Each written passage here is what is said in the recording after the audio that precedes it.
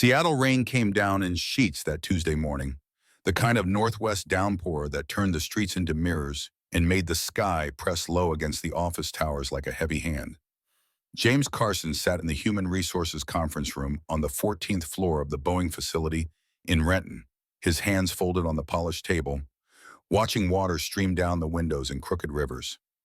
He was 58 years old, and this was the room where his career was ending. The HR director, a woman young enough to be his daughter, slid a folder across the table. Her smile was practiced, apologetic in the way that people smiled when they were following a script written by lawyers. She used words like restructuring and optimization in early retirement package, her voice steady and rehearsed. She never once said the word that hung in the air between them like smoke. Fired. Jim heard maybe half of what she said. His mind kept drifting to the window, to the rain, to the gray sprawl of industrial buildings below where he had spent 3 decades of his life engineering components for aircraft he would never fly in. 30 years of CAD drawings and stress calculations and meetings that could have been emails. 30 years building things that disappeared into the sky, carrying people to places he had never been, living lives he would never touch. The severance package was generous, they told him. 6 months' salary, health insurance through the end of the year, a gold watch that felt lighter than it looked. They shook his hand. They thanked him for his service. They walked him to his desk where a cardboard box waited, already assembled, as if they had known all along how this morning would end. He drove home through rain that had softened to mist, the Volvo's wipers squeaking against glass, NPR voices discussing politics he no longer cared about. His condo was in Fremont, a 2-bedroom unit on the 3rd floor of a building that smelled like new carpet in someone else's cooking. The furniture was minimal because his ex-wife had taken most of it in the divorce 3 years ago. She had taken the couch and the dining table and the framed art and the coffee maker that ground beans with a sound like distant thunder. She had left him the bed and a single chair and the television mounted on a wall that echoed when he talked to himself, which he did more often now than he cared to admit. He sat in that chair with a glass of whiskey he did not really want, staring at the shelves where his achievement plaques lived. 30 years of recognition rendered in brass and plastic. Employee of the Quarter, NASR 7, Safety Excellence Award, 2003. Project completion certificates from programs that had been canceled before the planes ever flew. He wondered if anyone would notice if he threw them all away. His phone sat on the arm of the chair, screen dark. He picked it up, opened his contacts, scrolled to the Rs Rachel. His daughter, 28 years old, living in Portland, working in marketing or graphic design or something creative he did not fully understand. They had not spoken in 8 months, not since the argument about Thanksgiving when he had said he was too busy to drive down, and she had said he was always too busy, and he had said she did not understand how demanding his work was, and she had said maybe she did not want to understand anymore. He typed out a message. "Hey, sweetie, hope you are doing well. Want to catch up soon." He stared at it for 5 minutes before deleting it. What was the point? She would not answer. She never answered anymore. The law firm's letter arrived 2 days later, forwarded from his old office address. The envelope was thick, expensive paper, the kind that felt important in your hands. He opened it standing in his kitchen, still wearing the sweatpants he had slept in, unshaven and adrift. "Mr. Carson, we regret to inform you of the passing of Henry James Carson, your paternal grandfather." Jim read the sentence 3 times before the words arranged themselves into meaning. Henry, dead. He set the letter on the counter and poured himself coffee from the pot he had made at 6 in the morning and forgotten about. It was cold now, bitter, but he drank it anyway. He had not seen Henry in 15 years. Not since that disastrous visit for the old man's 70th birthday when Jim had driven up from Seattle with a store-bought apple pie and a card he had signed in the parking lot. Henry had taken one look at the pie, shaken his head, and said, "A man should know how to bake." They had argued. Jim could not remember what about exactly. Just the shape of the anger, the way Henry's voice had gone quiet and cold the way it always did when he was disappointed. Jim had left before dinner, driven 4 hours back to Seattle, and never returned. Now Henry was 87 and dead, and apparently he had left Jim something. The letter from the law firm was specific. Property in the Adirondack Mountains, upstate New York. A house. Land. The details were vague, bureaucratic, wrapped in phrases like estate settlement and probate process. There was a phone number for a local attorney, a man named Frank Brewster. There was a request that Jim visit the property in person to assess and make decisions about the estate. Jim called the number. A secretary answered, put him through. Frank Brewster had a voice like gravel in a can, rough and immediate. Mr. Carson, been expecting your call. Sorry for your loss.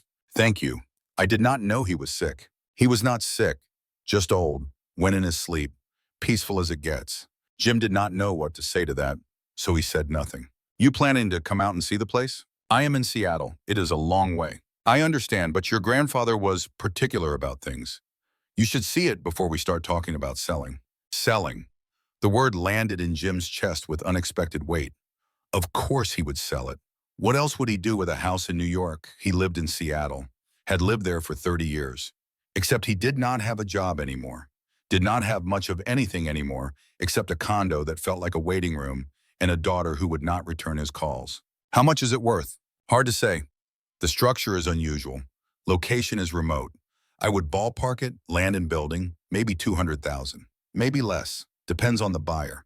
200,000, enough to extend his severance, enough to buy himself time to figure out what 58 years old and unemployed actually meant. I will fly out next week. Good. I will have the keys ready.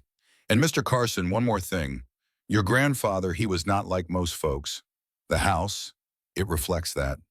Do not judge it too quick. Jim hung up and booked a flight. Seattle to Albany, red-eye on Thursday, rental car waiting. He told himself it was practical.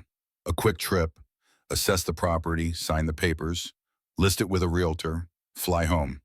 3 days, 4 at most. He did not tell Rachel, did not call her, did not text. What would he say? Your great-grandfather died and I am flying across the country to sell his house and I have no idea what I am doing with my life and I miss you so much it feels like a wound that will not close. He packed a bag, jeans and a sweater and his North Face jacket that was good for Seattle drizzle, but probably not for mountain cold. He packed his laptop out of habit even though there was no work to do. He packed a paperback he had been meaning to read for 2 years. He did not pack anything practical because he did not know what practical looked like anymore. The flight was long and cramped, and he did not sleep. He watched bad movies and drank ginger ale and thought about Henry. Memories surfaced in fragments, disconnected, like scenes from a film he had seen once and mostly forgotten. He was 8 years old, maybe 9, spending a summer on Henry's farm in upstate New York. This was before Henry had moved to the mountains, back when he still lived in a white farmhouse in a valley where the land rolled and the creek ran clear and cold. Henry teaching him to fish, standing in the creek in rubber boots, the water sliding past their legs, the old man's hands guiding Jim's as he learned to cast, the line arcing through the air, the fly landing soft on the surface, the weight. Jim had caught a trout, small and speckled, and he had wanted to throw it back. It was too little, he said. It did not seem fair. Henry had looked at him with those pale blue eyes that never seemed to blink and said, "We keep what we catch. That is the rule. We do not waste." Jim had cried. Henry had cleaned the fish in silence, and they had eaten it for dinner, and it was the best thing Jim had ever tasted, and he hated himself for loving it. Henry teaching him to chop wood, the axe heavy in his small hands, the old man standing behind him, adjusting his grip, his stance. Swing from the hips. Let gravity do the work. Do not fight it. Jim had blistered his palms, swung until his shoulders burned, split a dozen logs under Henry's silent supervision. When he finished, Henry had nodded once and said, "Good." That was the only praise Jim ever remembered receiving. Henry, standing on the porch in the evening, smoking a hand-rolled cigarette, staring at the horizon like he was watching for something that never came. Jim's father, Henry's son, sitting beside him, the two of them saying nothing. Just the creak of the porch swing and the sound of cicadas and the weight of silence that felt like a language Jim did not speak. Jim's father had died when Jim was 25. Heart attack at 55, sudden and brutal, collapsing in his office in Syracuse where he worked as an accountant. Jim had flown home for the funeral, stood beside Henry at the graveside, watched the old man's face for some sign of emotion, and found none. After the service, Henry had put a hand on Jim's shoulder and said, "He worked himself to death. Do not make the same mistake." Then he walked away, and Jim did not see him again for 10 years.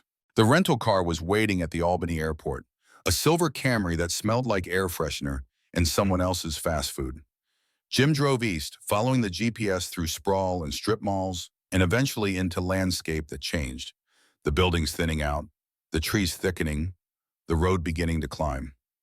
The Adirondacks rose around him, dark and old. Mountains worn smooth by time. Forest dense with pine and oak, and the kind of silence that made him realize how loud his life had been. The radio lost signal somewhere past Saranac Lake. Pop music dissolved into static. Then nothing. He turned it off and drove in quiet, the hum of the engine and the sound of tires on asphalt the only accompaniment. His phone lost signal 20 minutes later. No bars, no data, just the blue dot on the GPS creeping along a line toward a destination he could not picture. The town was called Twin Pines, population 647, according to a sign that looked like it had been there since the 70s.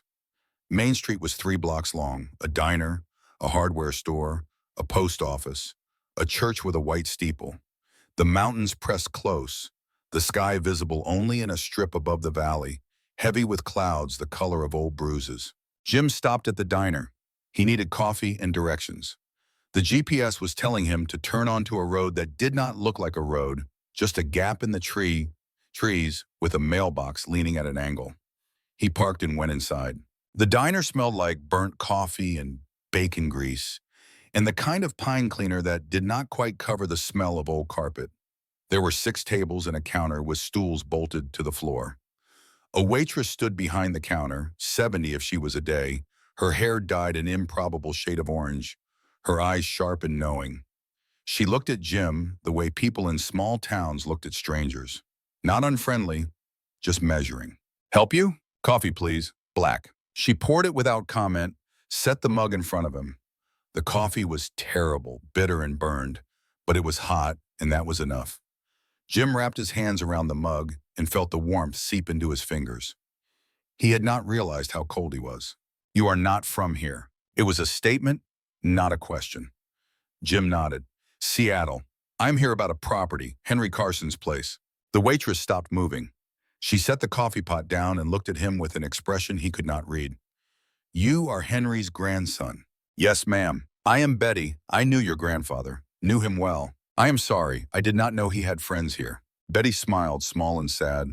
"Henry had more friends than you think. He just did not advertise it." "You heading up to the house?" "Yes. I am supposed to meet with a lawyer tomorrow, but I wanted to see it first." Betty nodded slowly, like she was considering something. "You should know something before you go up there. Your grandfather saved my life, and about 20 other people in this town. More than once." Jim did not know what to say to that. He sipped his coffee and waited. "The storm of '78. You were not born yet. Worst blizzard in 100 years.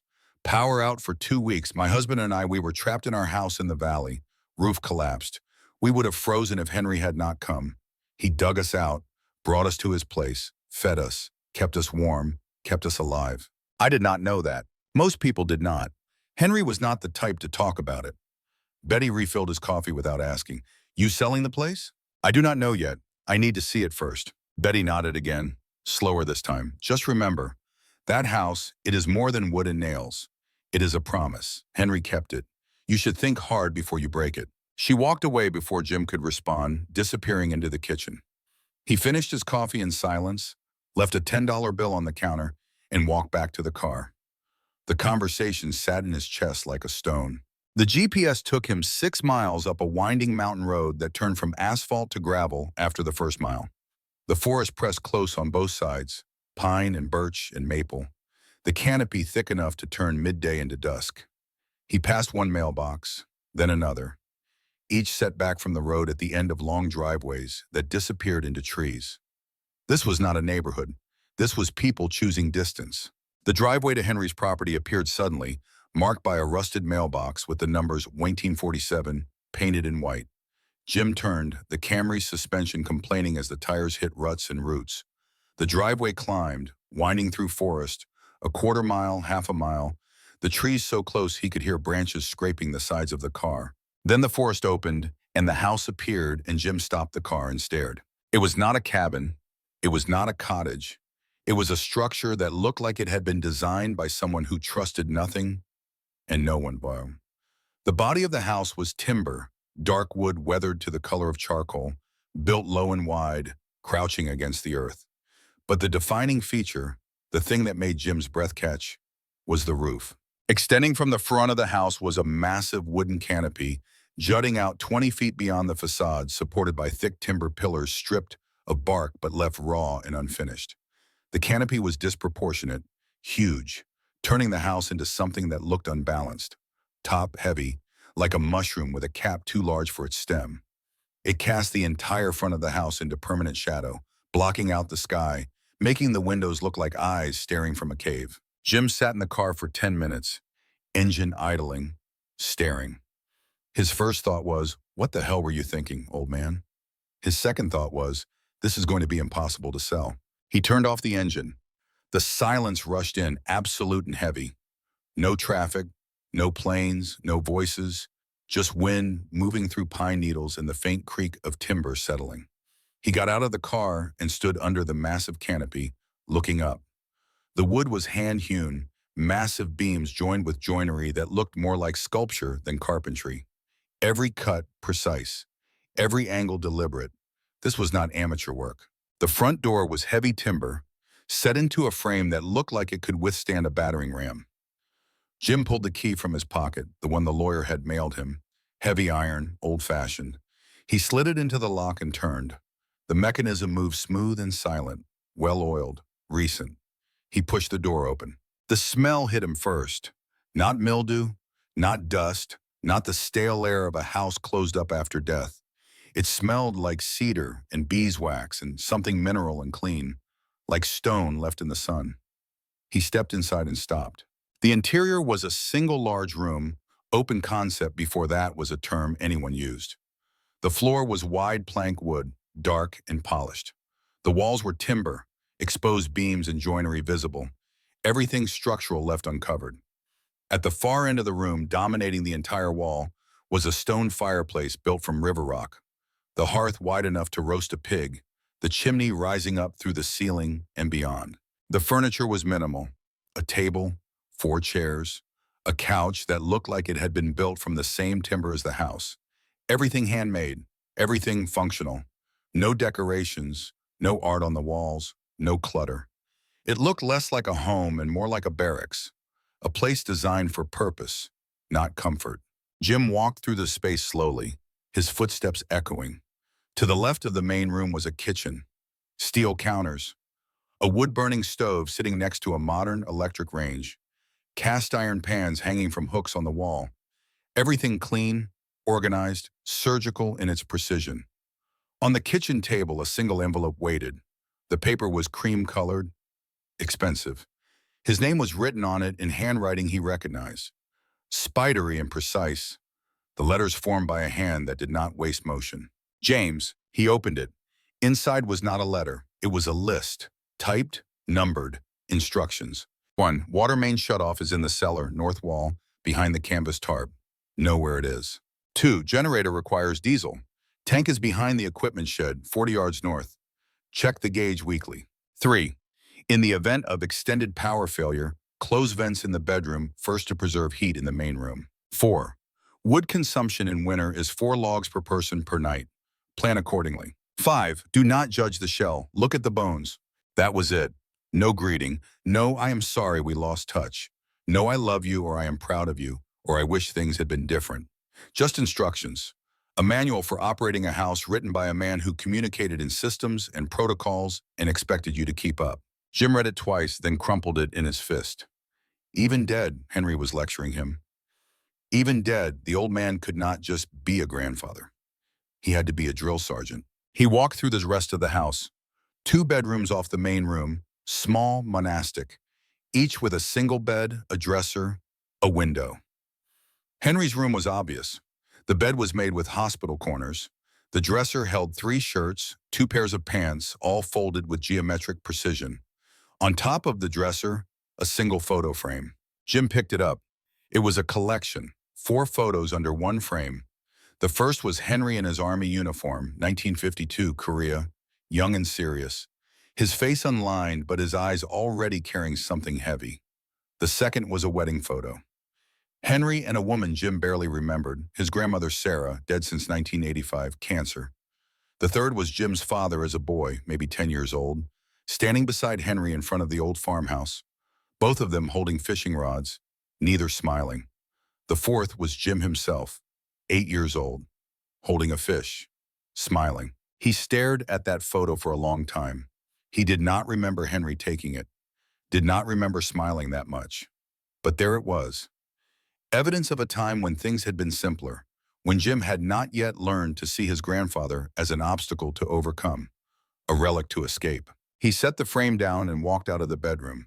The house felt too quiet, too clean, too much like Henry was still here, just in another room, about to walk in and ask Jim why he was standing around instead of doing something useful. Jim went back to the kitchen, opened cupboards. They were empty, shelves wiped clean. Whoever had cleaned out the house after Henry died had been thorough. No food, no dishes, just bare wood and the faint smell of lemon cleaner. He checked his phone, still no signal. He was alone on a mountain with a house he did not understand and a grandfather he had never really known, and the weight of 30 years of distance pressing on his chest like a hand. The light outside was fading. He had not eaten since the airplane. He would need to drive back down to Twin Pines, find a motel, get food, come back in the morning to meet with the lawyer. But he did not move. He stood in the kitchen, looking at the empty cupboards, the clean counters, the wood stove that Henry had probably cooked on every day because the old man did not trust electricity. He thought about Betty's words. That house, it is more than wood and nails. It is a promise. He did not know what that meant, did not know what promise Henry had made or why it mattered. All he knew was that he was 58 years old and everything he had built had collapsed, and he was standing in a dead man's house trying to figure out what came next. He walked to the front door, stood under the massive canopy, looked out at the forest. The sun was setting behind the mountains, the sky turning purple and gold, the temperature dropping fast. He could see his breath now, small clouds dissipating into the cold. Winter was coming. He could feel it. He got back in the car and drove down the mountain. The GPS tried to route him back to the highway, but he ignored it, following memory instead, winding back through the darkening forest to Twin Pines. He found a motel on the edge of town, a place called the Mountain View Inn that had 8 rooms and a neon sign missing 2 letters. The clerk was a kid, maybe 20, with a sparse beard and tired eyes. Jim paid cash for one night, took a key attached to a plastic diamond, and walked to room 4. The room smelled like old carpet and pine sol. The bed was hard. The television only got 3 channels. Jim sat on the edge of the bed and called Rachel. It rang 4 times and went to voicemail. Her voice, bright and recorded, asking him to leave a message. "Hey, sweetie, it is Dad. I am in New York, upstate. Grandpa Henry died. I am here looking at his house. I just wanted to hear your voice. Call me back if you get a chance. I love you." He hung up and sat in silence. She would not call back. He knew that, but he had needed to try anyway. He walked to the diner, the only place in town still open. Betty was gone, but another waitress was working, younger, friendlier, asking him questions he did not want to answer. He ordered a burger and fries and coffee and ate in silence, watching the handful of locals scattered across the tables. They looked at him with the same measuring gaze Betty had. Stranger, outsider, temporary. He walked back to the motel and lay on the bed in his clothes and stared at the ceiling. He thought about Seattle, about his empty condo and his severance package running out and the absence where his career used to be. He thought about Rachel, about the distance between them that felt like geography but was really something else, something harder to cross. He thought about Henry alone on that mountain for how many years? 10? 20? Building that fortress, maintaining it, living with a precision that suggested he was always preparing for something, always waiting for disaster. What kind of life was that? What kind of man chose isolation over connection, systems over warmth? But then he thought about the photo. Jim at 8, smiling, holding a fish. Henry had kept that photo, had framed it, had put it beside his bed where he would see it every morning and every night. Maybe Henry had not chosen isolation. Maybe isolation had chosen him. Maybe distance was the only language he knew how to speak. Jim closed his eyes. Tomorrow he would meet with the lawyer, would start the process of selling the property, would go back to Seattle and figure out the rest of his life. This was just a detour, a brief interruption, nothing more.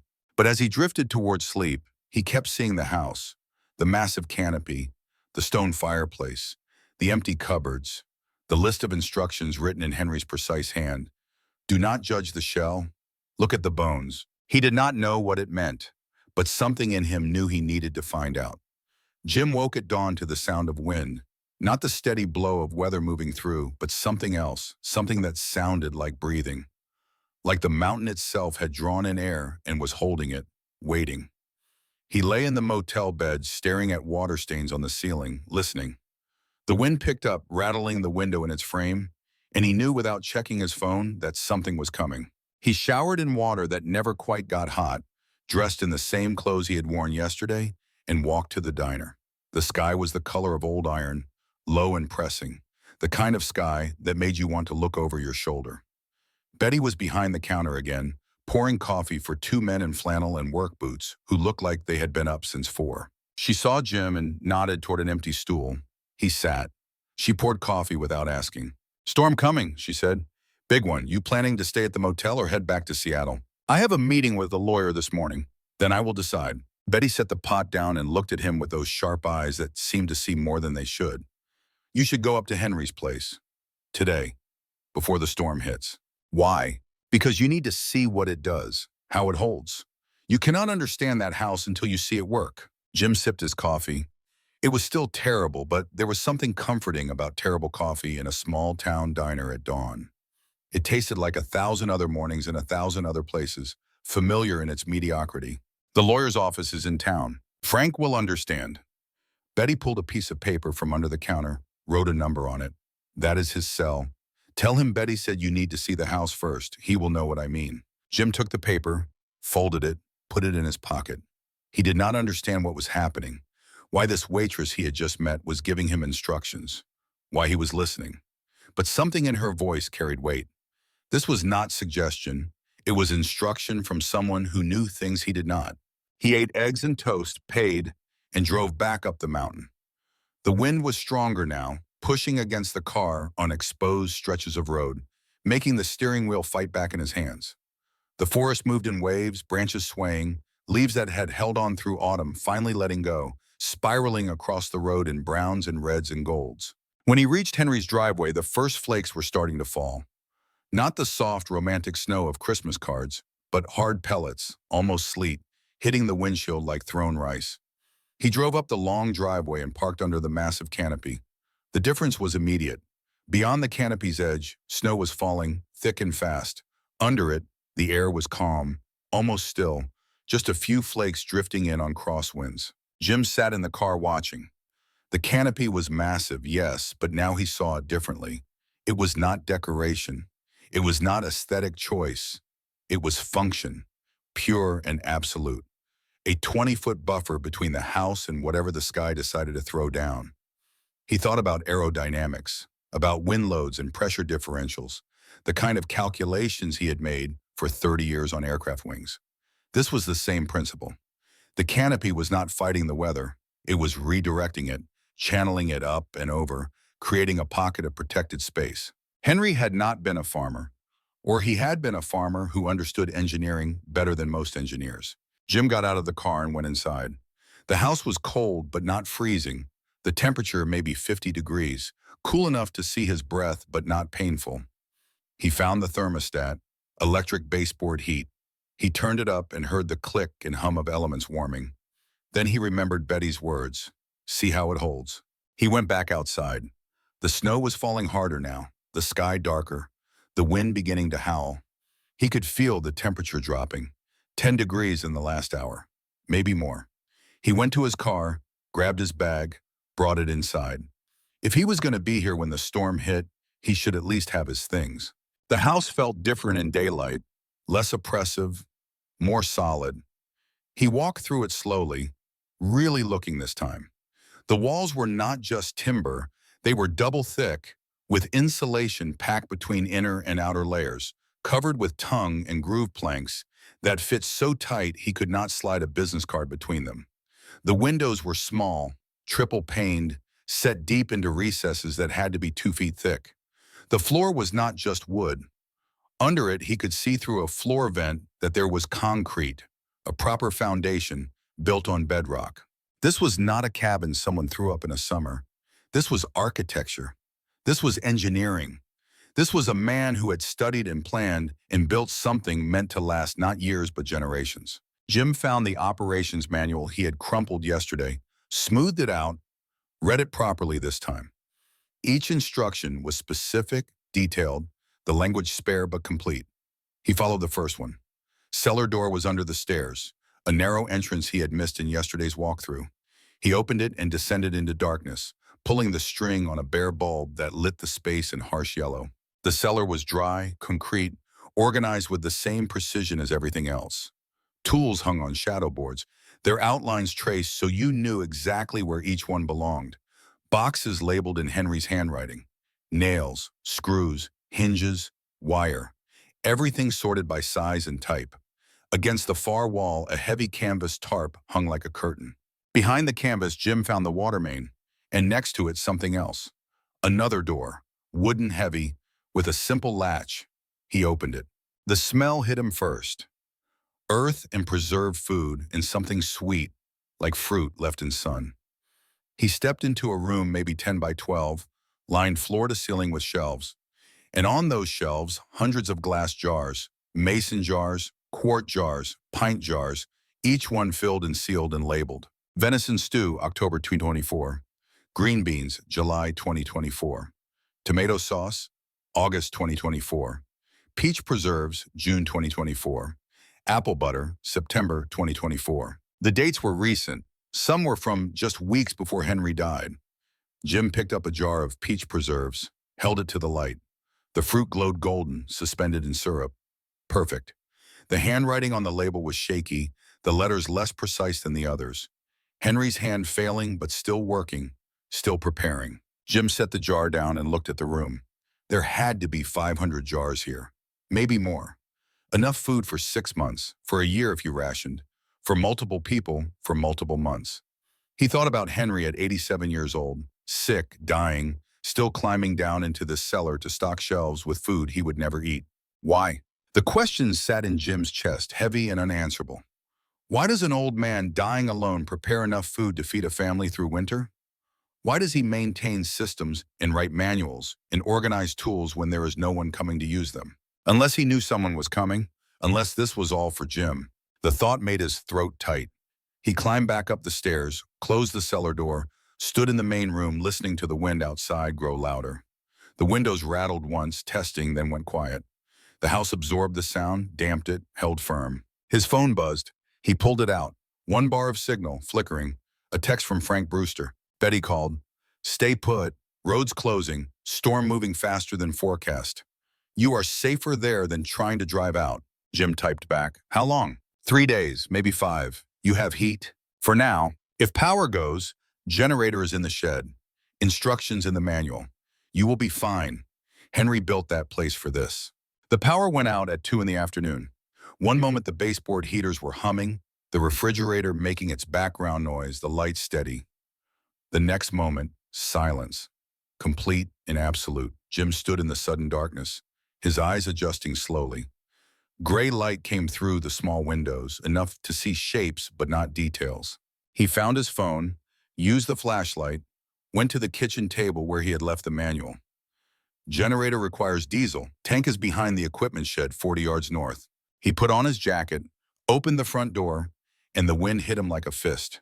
It ripped the door from his hand, slammed it against the exterior wall with a crack that sounded like a gunshot. Snow was not falling. It was flying horizontal, driven by wind that had to be 60 miles per hour, maybe more.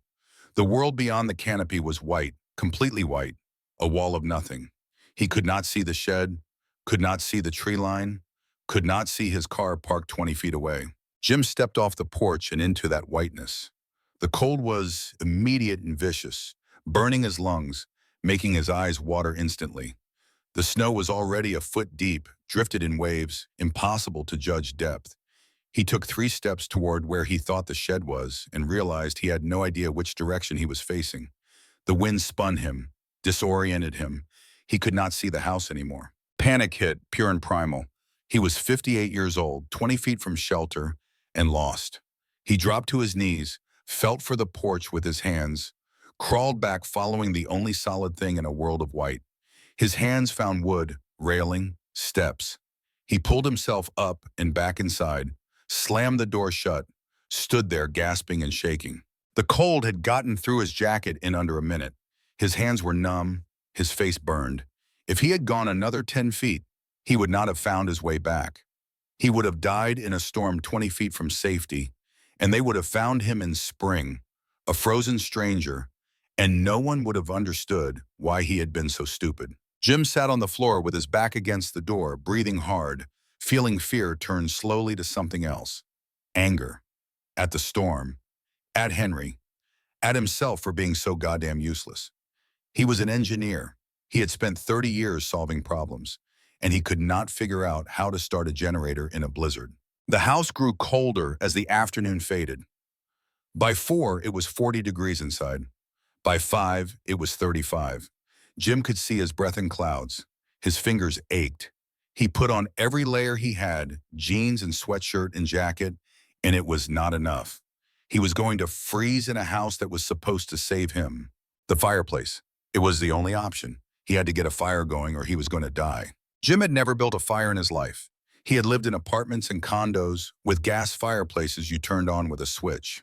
He had camped exactly twice, both times with friends who did all the work while Jim drank beer and made jokes. He knew fire needed fuel and air and heat. That was the extent of his knowledge. He found wood stacked neatly beside the fireplace. Split logs, dry, probably aged for years. He found newspaper in a basket, old copies of the local weekly, yellowed and brittle. He found matches in a tin on the mantel, the long wooden kind meant for lighting candles. He crumpled newspaper, lots of it, stuffed it under the logs in the fireplace. He stacked the logs in a rough pyramid, the way he thought it should look. He struck a match and touched it to the paper. The paper flared, bright and hot, flames licking up through the wood. For a moment, Jim thought he had done it. That instinct and luck had been enough. Then the flames died. The paper burned away completely, turning to black ash, and the logs sat there cold and untouched, mocking him. He tried again. More paper arranged differently. Same result. The paper burned fast and hot, and the wood did nothing. By the 7th attempt, Jim was on his knees in front of the fireplace, his hands shaking from cold and frustration, smoke stinging his eyes because he had never opened the flue and the smoke was pouring back into the room. He coughed, wiped his eyes, tried again. The match burned down to his fingers. He dropped it, lit another. Nothing. The wood refused to catch. The house grew colder. His breath came out in clouds. He could feel his core temperature dropping. That dangerous edge where your body starts shutting down peripheral systems to protect the vital ones. He sat back on his heels, and for the first time in years, maybe decades, Jim Carson cried. Not polite tears, not the controlled emotion of a funeral or a sad movie. He cried like a child, body shaking, sobbing, because he was 58 years old and he could not do the most basic human thing. He could not make fire. He could not keep himself warm. He was going to die because he had never learned the skills that mattered. Henry had tried to teach him, had spent summers showing him how to fish and chop wood and start fires with kindness and a knife. And Jim had rejected it all, gone off to college to study engineering, built a career designing components for machines that flew above the clouds, and now he was going to freeze to death because he could not light a goddamn fire. The manual. The thought came through the despair like a light through fog. Henry had left a manual. Henry had known Jim would need it. Jim crawled to the kitchen table, found the papers, brought them back to the fireplace. His hands were shaking so hard he could barely hold the pages. He flipped through them, reading by phone light, battery at 15%. Fire starting diagram, page 3. There was a drawing, detailed, labeled. It showed the flue damper, a lever Jim had not known existed. It showed kindling arrangement, small sticks first in a crosshatch pattern, not logs. It showed how to build a proper pyramid, airflow channels, heat rising to ignite larger pieces. Jim read it twice. Then he dismantled his disaster of a fire. He found the flue damper, pulled it open, heard the draw of air up the chimney. He went outside, just to the edge of the porch, grabbed handfuls of small sticks from the woodpile. Back inside, he arranged them exactly as the diagram showed. Small sticks in a crosshatch, slightly larger sticks on top, then one log split thin, then larger logs leaning to create channels. He crumpled newspaper, put it under the kindling, struck a match, touched flame to paper. The paper caught. The flames rose, and this time the kindling caught too. Small flames spreading, crackling, growing. The larger sticks caught. The split log began to smoke, then glow, then flame. The fire took hold, real and hot and alive, growing until it roared, until heat pushed out from the hearth and into the room. Jim sat back, watching, still shaking, but now from relief instead of cold.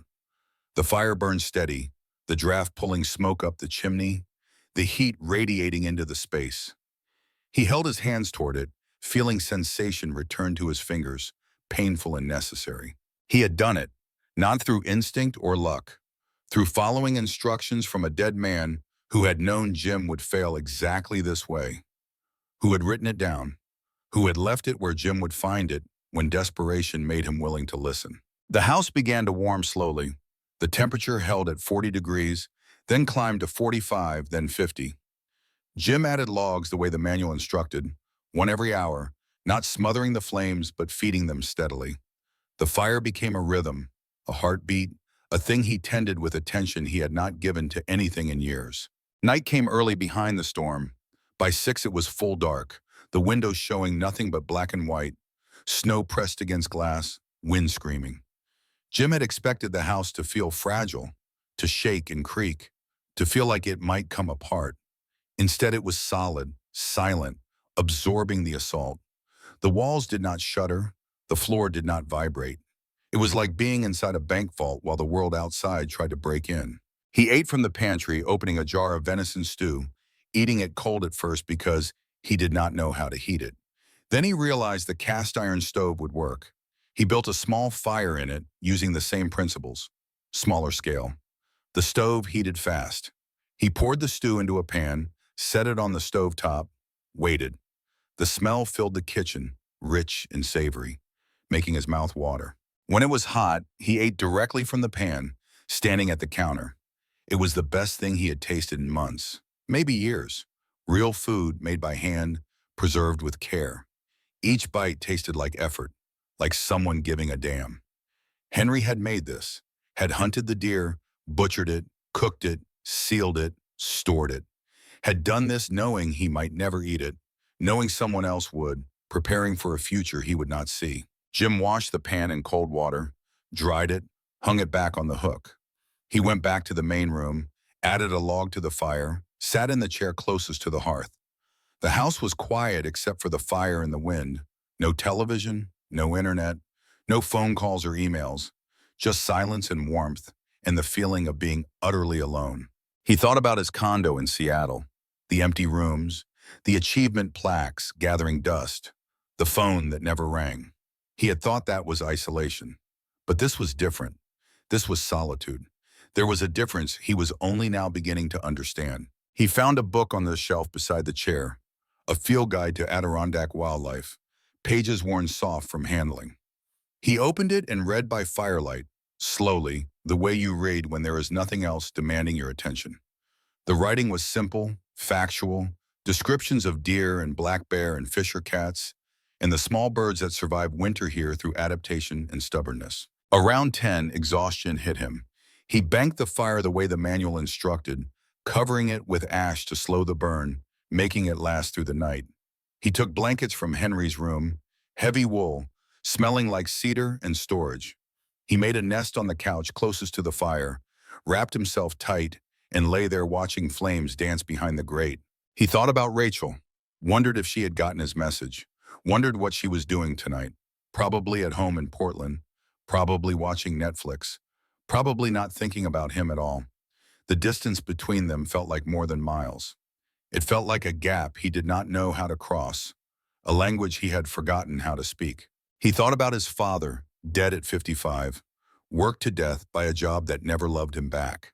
He thought about Henry, alone on this mountain for decades, building and maintaining and preparing. 3 generations of Carson men, each one isolated in their own way, each one failing to connect to the others, each one dying with words unsaid and distances uncrossed. It did not have to be that way. It should not be that way. But Jim did not know how to fix it, did not know where to start, did not know if he even had the right to try. He fell asleep to the sound of wind and fire, warm for the first time since arriving, and dreamed of nothing. He woke in grade moonlight to silence. The wind had stopped. The sudden absence of sound was profound, almost painful, like the world had ended and he was the last man alive. Jim unwrapped himself from the blankets, added logs to the fire from coals that still glowed red, and went to the window. The snow had stopped. The world outside was transformed. Drifts rose 6 feet high against the tree line, sculpted by wind into waves and peaks that looked like a frozen ocean.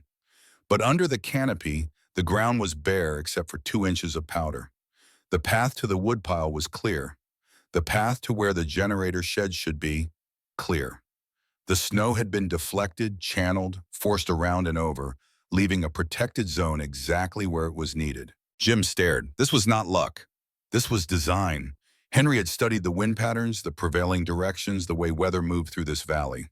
He had built the canopy to create a microclimate, a pocket of calm in the chaos. It was brilliant. It was the kind of engineering that took years to perfect, that required observation and iteration and a willingness to learn from failure. His phone buzzed on the table. 23% battery. 1 bar of signal. A message from Frank. Storm took out power for the whole valley. Crews cannot get to lines for days. You have heat?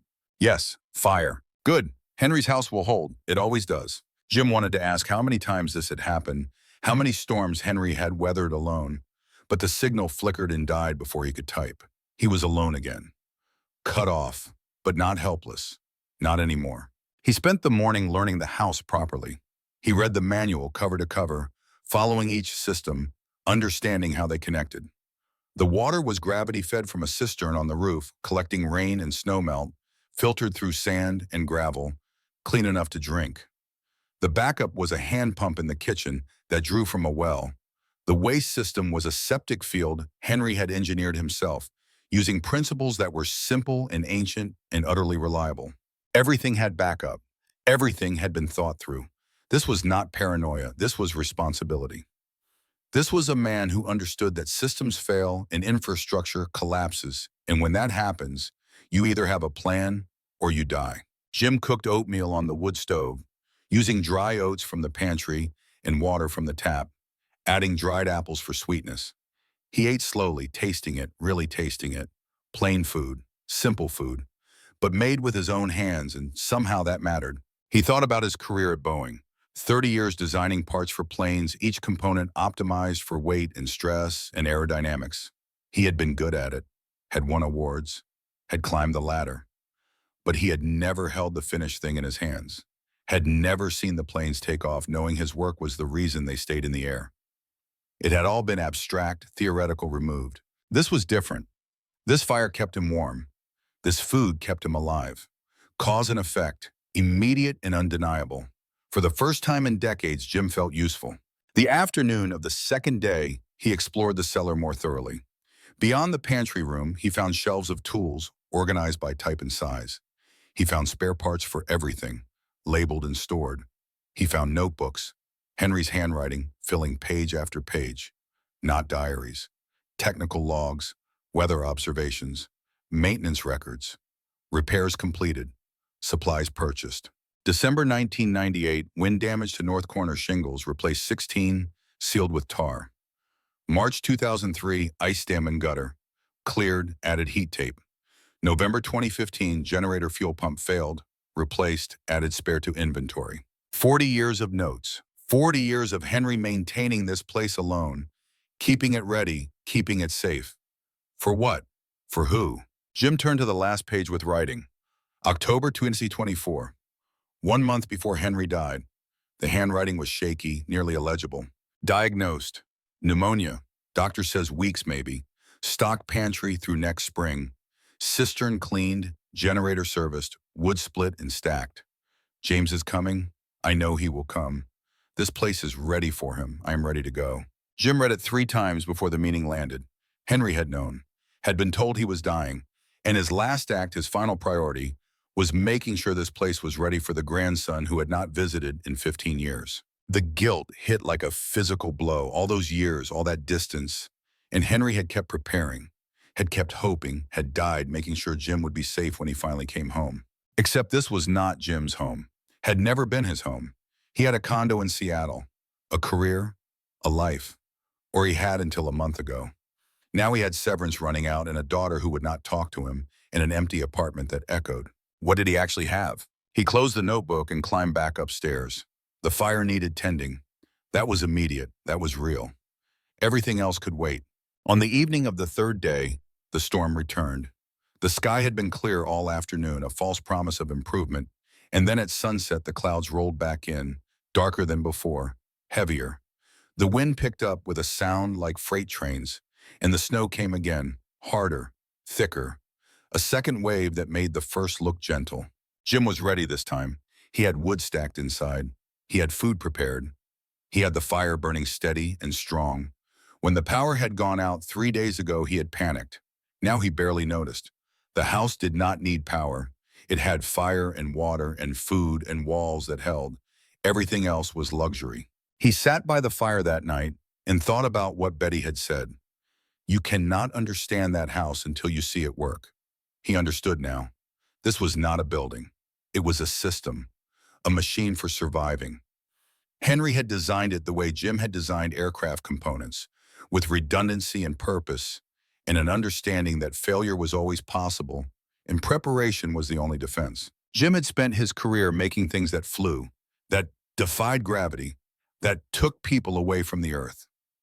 Henry had spent his life making something that held you to it, that kept you grounded and safe when everything else failed. Both were engineering, both required skill, but only one kept you alive when the storm came. The wind howled, the snow buried the world, and inside, Jim Carson sat warm and fed and safe, learning lessons from a dead man who had loved him enough to build a fortress and hope he would one day understand why. He added another log to the fire and watched the flames rise and thought about the difference between surviving and living and wondered if maybe they were the same thing after all. The storm broke on the 5th morning like a fever finally passing. Jim woke to light, real light, sun coming through the small windows with an intensity that hurt his eyes after days of gray. The silence was different now. Not the held breath silence of the storm's approach, but the exhausted quiet of something that had spent its fury and moved on. He added logs to the fire from habit, the motion automatic now, his hands knowing what to do without thought. He had kept the fire alive for 4 days and nights, tending it in shifts, sleeping in 2-hour intervals, never letting it die. The house had stayed warm. He had stayed alive. The achievement felt larger than it should, more significant than just not freezing to death. He opened the front door and stepped out onto the porch. The world had been remade.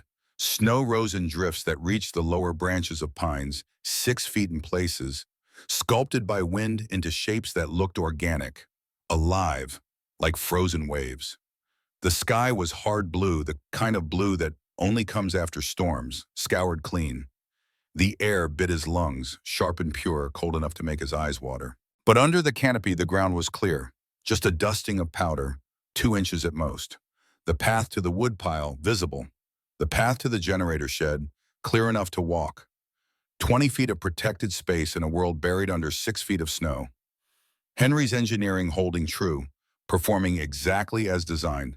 Jim stood there breathing cold air and feeling something shift in his chest.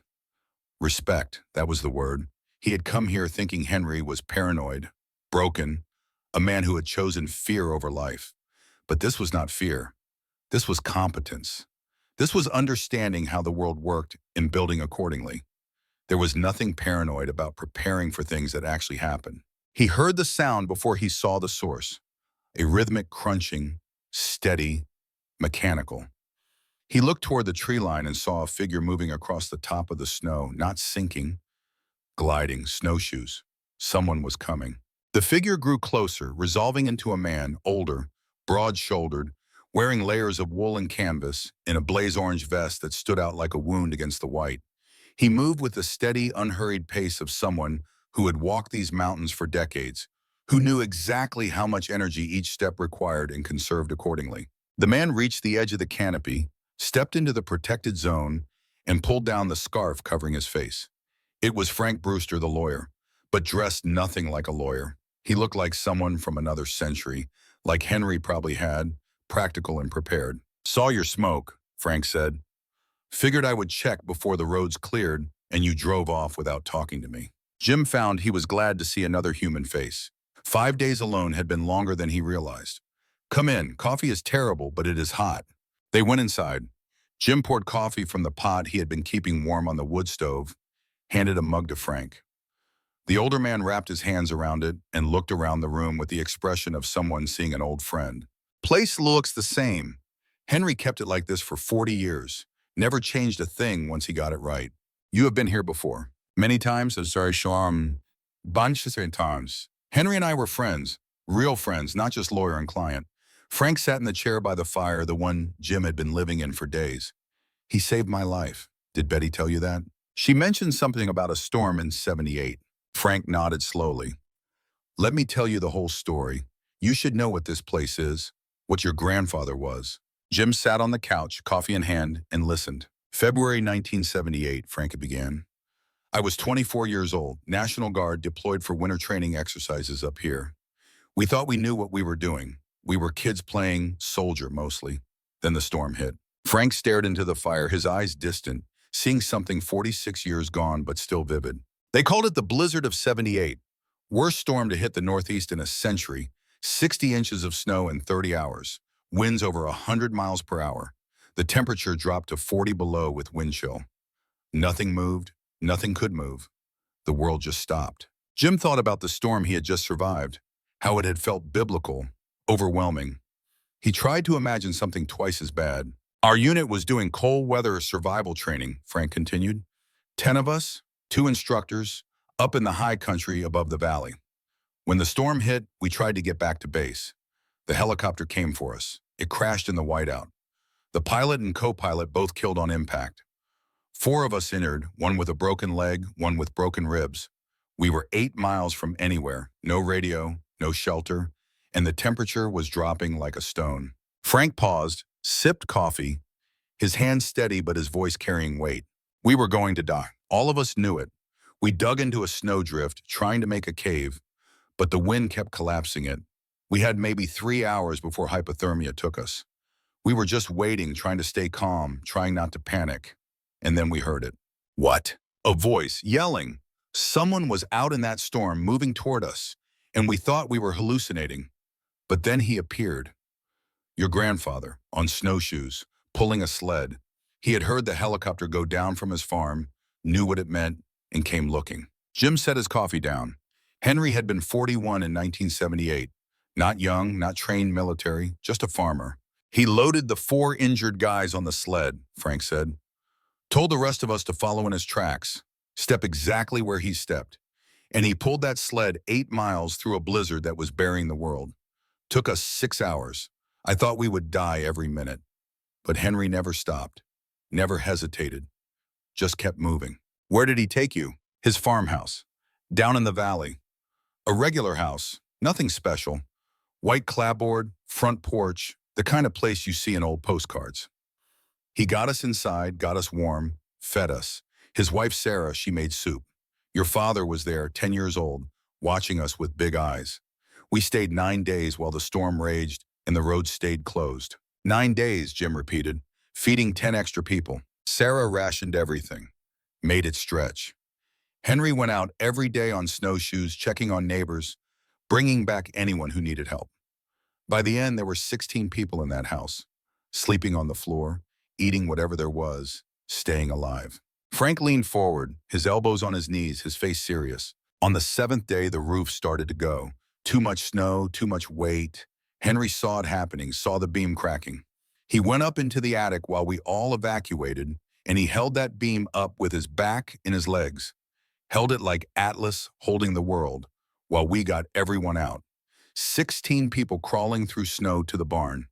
When the last person was clear, Henry let go and jumped. The roof came down 5 seconds later, destroyed the house completely. Jim could not find words. He pictured it. Henry at 41, holding tons of snow and timber through will alone, timing his escape to the second, because letting go early meant people died. We lived in the barn for 2 more days until rescue came, Frank said. Slept in hay, ate whatever stores Henry had kept out there. When they finally cleared the roads and got us out, I asked him why he did it, why he risked everything for strangers. He said, when the storm comes, we are all just men trying to survive. Rank does not matter. Money does not matter. Only preparation and will. Frank finished his coffee, set the mug down carefully. After that, Henry changed. He sold what was left of the farm, bought this land up on the ridge, high ground, bedrock, where floods could not reach and the wind could be managed. He spent 5 years planning this house, studied engineering, meteorology, architecture. He designed every detail. Then he spent 3 more years building it, mostly alone, some help from locals. When it was done, he moved in and he never left. Why, Jim asked, why isolate himself? Frank looked at Jim with an expression that held pity and understanding in equal measure. He did not isolate himself. He positioned himself. Every winter for the next 30 years, when the power went out, when the roads closed, when the storms came, people came here. This house was the refuge. Henry fed them, sheltered them, kept them alive. The ice storm of '98, 12 people stayed here for 2 weeks. Hurricane Irene in 2011, 8 families rode it out in this room. Henry never advertised it, never made a fuss. But everyone in the valley knew. When things got bad, you went to Henry's. Jim thought about the pantry in the cellar. 500 jars, enough for armies. He was not prepping for zombies or nuclear war, Frank said. He was prepping for reality, for the storms that actually come, for the grid that actually fails, for the world that actually exists outside the cities where you can pretend infrastructure lasts forever. Jim felt something crack in his chest, some wall he had built between himself and his grandfather, some assumption he had carried for decades. I thought he was crazy. Most people did. Henry did not care. He knew what he knew. He had seen his family almost die, had held a roof on his back, had watched people freeze because they were not ready. He swore it would never happen again on his watch. And it did not. For 40 years, it did not. Frank stood up, walked to the window, looked out at the snow. He talked about you know, all the time. Frank said you chose the city. Frank said you were an engineer for Boeing. Frank said you were doing well. He was proud of you, even if he never figured out how to say it. I left, Jim said, his voice rough. I left and I never came back. You were 25. You were building a life. He understood that. Did he? Then why did he never call? Why did he never visit? Frank turned from the window, his expression gentle. Because he thought you were ashamed of him. Thought you saw him as a backward old man who lived in the woods like a hermit. He did not want to embarrass you in front of your city friends and your career. So he stayed here and kept preparing, kept hoping that one day you would understand. That one day you would need what he built. And he was right. You are here. You survived because he was ready. The words hit Jim like blows. All those years, all that distance, based on assumptions, based on pride, based on the inability of men to just say what they felt. He left me this place, Jim said. Why? Because you are his blood, because he loved you, and because he knew the world would eventually strip away everything you thought mattered and leave you with only what actually does. This house, these skills, the ability to survive when systems fail. Frank walked to the door, pulled on his gloves. The roads will be clear by tomorrow. You can drive back to Seattle if you want. Sell this place to the highest bidder. Marcus Reed, the developer, he will pay good money to tear it down and build vacation condos.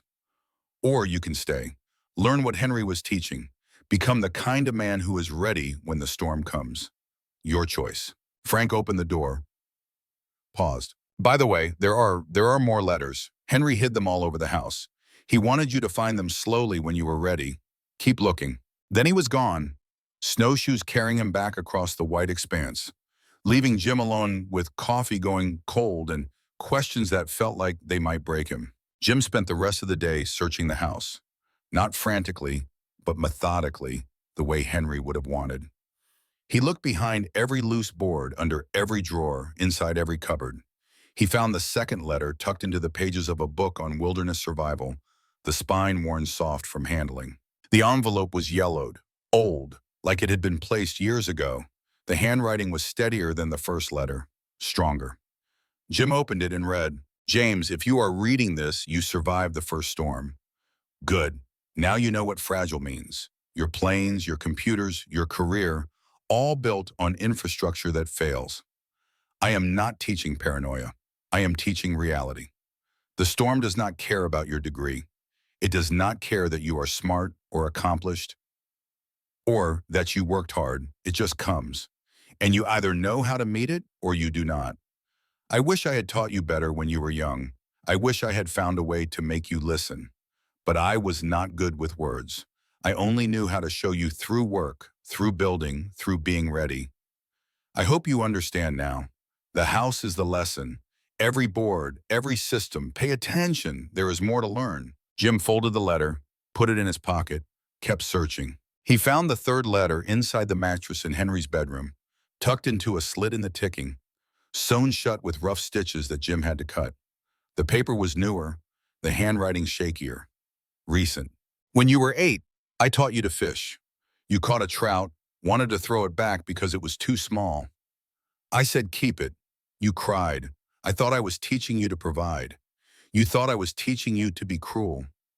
I am sorry. I was teaching you to survive. Mercy is a luxury of cities where food comes from stores. Mountains require decisions. You have to take what you need when you can get it, or you starve. I know you hated me for that. Your father told me years later, said you had nightmares about that fish. I failed you. I was trying to prepare you for a hard world, and instead, I just made you afraid of me. If I could go back, I would explain it better. I would make you understand that strength is not cruelty. It is responsibility. It is doing what needs doing even when it hurts, even when you hate yourself for it. I hope you can forgive me." Jim sat on Henry's bed, the letter shaking in his hands. He remembered that fish, remembered crying, remembered thinking his grandfather was mean, was hard, did not understand that things deserve kindness. He had been 8 years old and the world had seemed simple. Good and bad, kind and cruel, black and white. He was 58 now and nothing was simple anymore. He found the fourth letter in the toolbox in the cellar, hidden under the bottom tray, wrapped in oilcloth to protect it from moisture. This one was long, multiple pages, the handwriting changing across the sheets as if written over many years, added to periodically. "James, your father died at 55. Heart attack. Stress. The city killed him. I watched him trade his life for money he never spent, respect he never felt, a ladder he climbed that led nowhere. When you chose Boeing, chose Seattle, chose that life, I saw it happening again.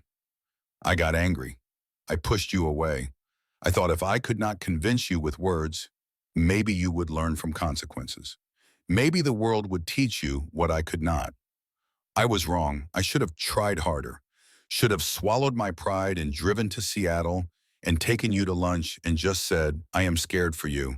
I am scared you will work yourself to death like your father did. I am scared you will trade everything real for things that do not matter. But I did not say that. I just got cold, got distant, let you go, and now here we are. You there, me here, years of silence between us. This house is my apology. Every board I cut, I thought of you. Every jar I sealed, I thought maybe you would eat from it one day. Every system I designed, I imagined you needing it. This place is my way of saying I love you when I do not have the words. I hope it is enough. I hope you feel it in the warmth of the fire and the shelter of the walls and the food that keeps you alive. That is all I know how to give. That is all I ever knew. Jim read it 3 times. Then he sat on the cellar floor with his back against the stone wall and cried. Not the desperate panic crying of trying to start the fire. This was different. This was grief. This was the weight of 30 years of distance and all the words never said. Henry had loved him, had always loved him, had expressed it the only way he knew how, through preparation, through building, through making sure Jim would be safe, even if Henry was not there to protect him. It was not the love Jim had wanted, not the warm grandfather who gave hugs and told stories and said, I am proud of you. But it was real. It was solid. It was love built from timber and stone and the knowledge that the storm always comes. Jim climbed back upstairs, washed his face in cold water, stood at the window watching afternoon light turn the snow gold. His phone buzzed on the table. Signal was back. Battery at 8%. A text from Frank. Road's opening tomorrow. You need anything before you decide. Jim looked around this house, at the fire burning steady, at the shelves of food, at the solid walls and small windows and massive canopy that had kept him alive. At the manual on the table, pages worn now from his handling, Henry's instructions guiding him through each day. He typed back slowly, I am staying. 3 dots appeared, disappeared, appeared again. Then Frank's response, good, Henry would be glad. I will come by next week. Bring supplies, show you some things. Jim set the phone down. Battery died a moment later, the screen going black. It did not matter. He did not need it anymore. He spent the evening cooking a proper meal. Venison from the pantry, vegetables he rehydrated from dried stores, bread he made from flour and water, and yeast he found in a mason jar in the back of the cellar, still viable, still alive. The bread did not rise much, was dense and heavy, but it was bread he made with his own hands, and it tasted like accomplishment. He ate at the table, slowly tasting everything. Outside the window, the sun set behind the mountains, the sky going purple and orange, and finally black. Stars came out, more stars than he had seen in 30 years, the Milky Way visible as a river of light across the dome of the sky. No city glow, no light pollution, just the universe showing itself the way it actually was. Jim washed his dishes, dried them, put them away. He added wood to the fire. He sat in the chair and opened the Wilderness Guide again, reading about animals that survived here, how they adapted, what they did when winter came. Deer growing thick coats, bears sleeping through the cold, birds staying, tough little things that did not migrate but learned to find food in ice and snow. Adaptation, that was the key.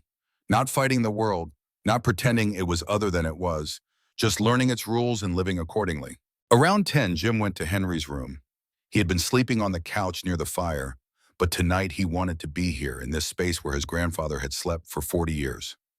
He lay down on the bed, pulled up the wool blankets, stared at the ceiling. He thought about Betty saying Henry talked about him all the time. Thought about Frank saying Henry was proud. Thought about the letters, the house, the food, the manual. All of it adding up to a message Jim had been too stubborn or too proud or too hurt to hear. I see you, I know you, I am here. That is what Henry had been saying. Not through words. Words had failed them both. But through action. Through building something that would last. Through preparing for the moment when Jim would need it most. Jim had spent his career at Boeing designing parts for planes. Components that flew away, that carried strangers to places he would never see. Anonymous work. Replaceable work. Work that paid well but left no mark. Henry had spent his life building this. A house that held, that sheltered, that saved. Work that mattered. Work that lasted. Jim understood now why Henry had seemed cold. It was not coldness. It was the weight of responsibility. The burden of knowing that preparation was the only thing standing between life and death. Henry had not been distant. He had been vigilant, always watching the horizon for the next storm, always making sure they would survive it. That was love too, a different kind, harder to recognize, but no less real. Jim fell asleep in his grandfather's bed, warm and fed and safe, and dreamed of nothing but firelight and snow. He woke before dawn, added logs to the fire from coals that still glowed, made coffee on the wood stove. The ritual was becoming natural now, his body learning the rhythm of this life. He stood at the window drinking coffee and watching the sky lighten from black to gray to pale blue. The snowplow came around 9, the sound of its engine and blades scraping gravel loud in the winter quiet. Jim watched it clear the long driveway, piling snow and walls on either side, opening a path back to the world. He could leave now, could pack his bag, get in the rental car, drive to Albany, fly to Seattle, go back to his empty condo and his dwindling savings and figure out what to do with the rest of his life. Or he could stay. Jim walked through the house one more time, seeing it differently now. Not as a structure, but as a language. Henry speaking to him through joinery and stone, through systems and storage, through the careful placement of every element. The house was a book, and Jim was finally learning to read it. In the corner of the main room behind the wood stove, he found one more letter. It had been hidden in plain sight, tucked into a gap where the stovepipe met the chimney, visible only if you knew to look. The envelope was sealed with wax, formal, important. Jim opened it carefully. The letter inside was short. The handwriting was Henry's, but barely, shaking so badly some words were illegible. This had been written in the final days. James, you are reading this, which means you stayed long enough to really look. Good. You have learned the first lesson. Pay attention. The world will teach you if you watch. Now the hard part. This place cannot just be maintained. It has to be used. It has to serve. The pantry cannot just feed you. It has to feed whoever needs feeding. The shelter cannot just protect you. It has to protect whoever needs protecting. That is the promise I made. That is the promise you inherit. When the storm comes, you open the doors. You let people in. You share what you have. That is what strength is for. Not hoarding, serving. You are a Carson. We build things that last. We prepare so others can survive. That is the legacy. That is what I am asking you to carry. Do not let this place become a tomb. Make it a lighthouse. Be ready. The storm always returns. Jim read it twice. Then he folded it carefully and put it with the others, a stack of letters that felt heavier than paper should. He understood what Henry was asking. Not just to survive, not just to maintain the house, but to become what Henry had been. A guardian, a keeper, someone who stood ready when others could not. It was a heavy thing to ask, a life's work, a commitment that would define everything that came after. Jim looked around the house, at the fire, at the shelves, at the solid walls, at the canopy visible through the window, massive and protective. He thought about his 30 years at Boeing, all that work, all those hours, and in the end, when the company did not need him anymore, he was gone, replaced, forgotten, as if he had never been there at all. This would be different. This would matter. Not to thousands of strangers flying overhead, but to the people here, the neighbors, the valley, the ones who would need shelter when the next storm came. And it would come. Henry was right about that. The storm always came. Jim walked to the door, opened it, stood under the canopy looking out at the cleared driveway, the rental car waiting. He could see the valley below through gaps in the trees, smoke rising from chimneys, life continuing. He closed the door, went to his phone, managed to get enough charge for one call. He dialed the rental company, told them the car would be staying another month. Then he called Frank. I am not selling. The line was quiet for a moment. Then Frank's voice, warm with something that sounded like relief. You are sure? Yes. What changed your mind? I found the letters, all of them. I understand now what this place is, what Henry was asking. And what is that? To be ready. Be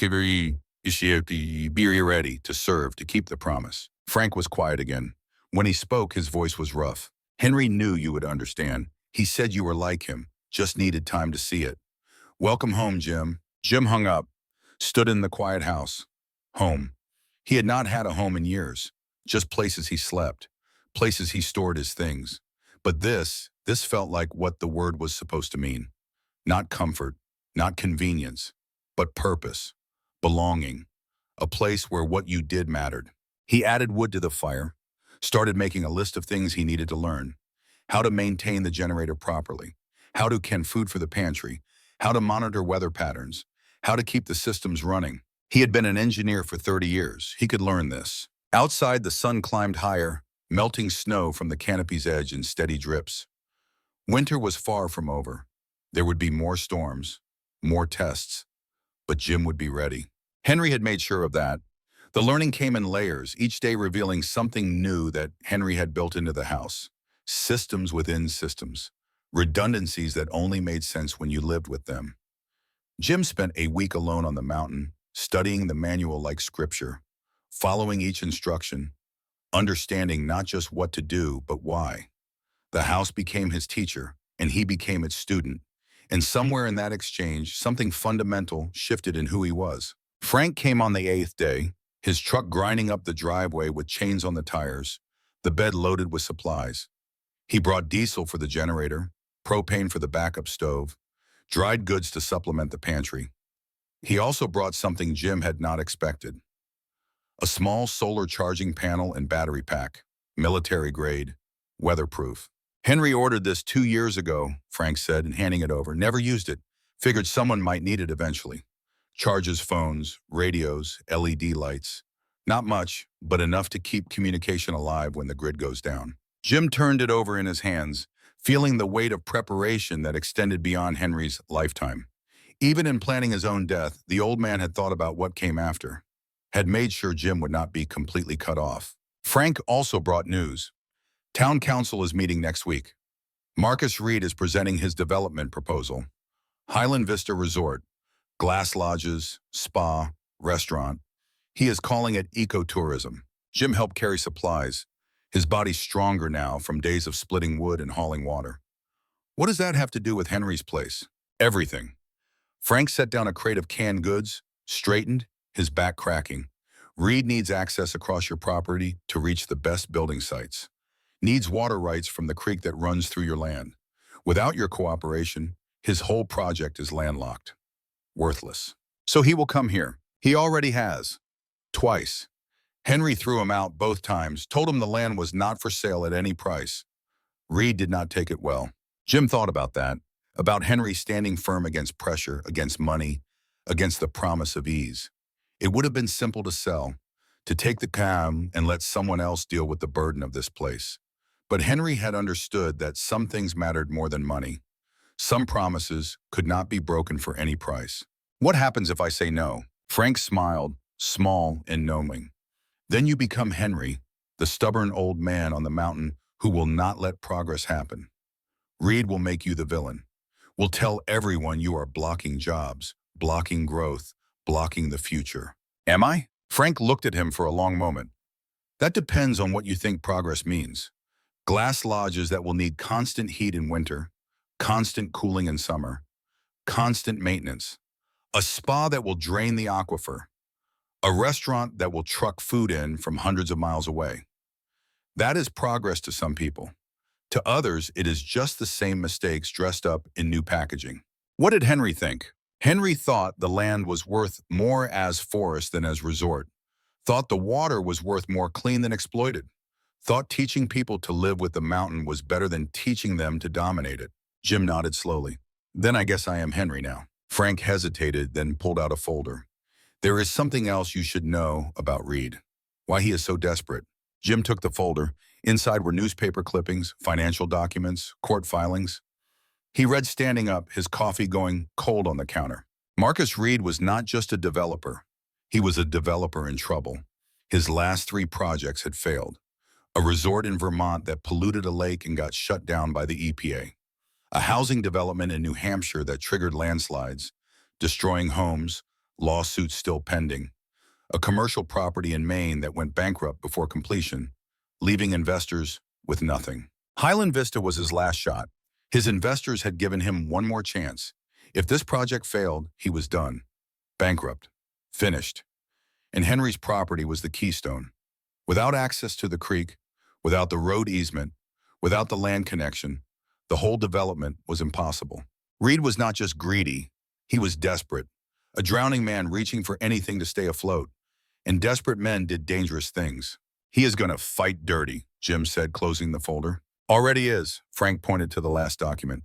He has been filing complaints with the county, unlicensed shelter, zoning violations, environmental concerns, trying to build a legal case to force you out or tie you up in litigation until you give up.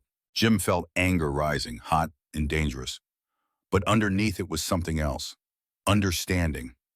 He had been desperate once, had felt the world closing in, options narrowing, the future shrinking to nothing. He had responded by running here. Reed was responding by fighting. Different tactics, same fear. I will not sell, Jim said, but I will not be cruel about it. When he comes, I will explain why. Give him the dignity of a real conversation, not just a door slammed in his face. Frank studied him. You are a better man than he deserves. Maybe, but Henry was right. When the storm comes, we are all just men trying to survive. Reed is in his own storm. That does not make his methods acceptable, but it makes him human. After Frank left, Jim stood on the porch watching the truck disappear down the driveway. The sky was gray again, that particular shade that meant weather coming. The air had a weight to it, pressure dropping, the mountain holding its breath. Jim felt it in his joints, a dull ache that was new, the kind of prescience that came from paying attention. He was learning to read the mountain the way Henry had, not through forecasts, but through feeling. He went inside and checked supplies. Enough wood to last 2 weeks at current consumption.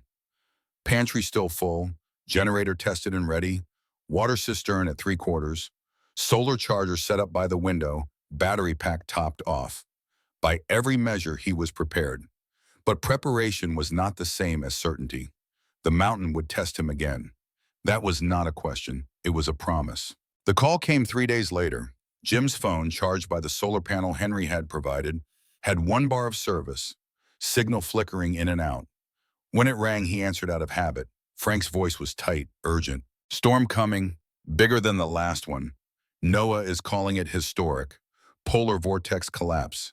They are evacuating the valley. When? It hits tomorrow night. Jim, we have people who need shelter. Elderly, families with kids. The community center lost its roof in the last storm. The church basement floods. Your place is the only option. Jim felt his chest tighten. How many people? Maybe 30, maybe more. I know it is a lot to ask, but Henry did this. For 40 years, when storms came, people came here. Jim looked around this house. The single room, the small bedrooms. 30 people. It seemed impossible. Then he remembered the manual entry. Wood consumption, 4 logs per person per night. Henry had not written that as theory. He had written it from experience. This house had held 30 people before. It could do it again. Send them, Jim said. I will be ready. He spent the next 24 hours preparing like he was planning a military operation. He moved all furniture to the walls, creating open floor space in the main room. He brought up every blanket and sleeping bag from storage. He inventoried the pantry, calculating meals, portions, ratios. He split wood until his hands blistered, stacking it not just beside the fireplace, but in every corner, enough to feed a fire that would burn for days without rest. He tested the generator, the backup pump, the secondary heat sources. He filled every container with water in case the pipes froze. He charged every device on the solar panel, making sure communication would be possible even if power failed. He made lists, checked them twice, tried to think like Henry. What would the old man have done? What would he have prepared? The trucks started arriving at 4 in the afternoon, a convoy of pickups and SUVs grinding up the driveway through snow that had started falling an hour before. Frank was first, his truck bed full of supplies and 2 elderly women bundled in the cab. Behind him came others, families piling out with kids clutching stuffed animals, older couples moving slowly, everyone carrying what they could, faces tight with worry. Jim stood under the canopy directing traffic, pointing to where to park, helping carry bags, moving like Henry must have, calm and certain even when he felt neither. By 6, there were 18 people in the house. By 7, 25. By 8, 32, the last truck arriving just as the storm hit in earnest, wind howling, snow turning to horizontal sheets of white. Jim closed the door and turned to face a house full of strangers. They stood in clusters, uncertain, scared, looking at him like he was supposed to have answers. He thought about Henry doing this dozens of times, welcoming people, organizing chaos into order. What had the old man said? When the storm comes, we are all just men trying to survive. Okay, Jim said, his voice loud enough to carry over the wind outside. Listen up, this house was built for this. It will hold, but we need to work together. I need everyone's help. He assigned tasks, adults to manage the fire in shifts, keeping it fed but not smothered, teenagers to haul wood from the stacks by the door, parents to organize sleeping areas for kids near the hearth where it was warmest, elderly to sit and rest and save their strength. Everyone had a role. Everyone had purpose. The house settled into rhythm. Jim cooked venison stew in the largest pot he could find, the one Henry had probably used for exactly this. Feeding it seemed like gallons of preserved meat and vegetables.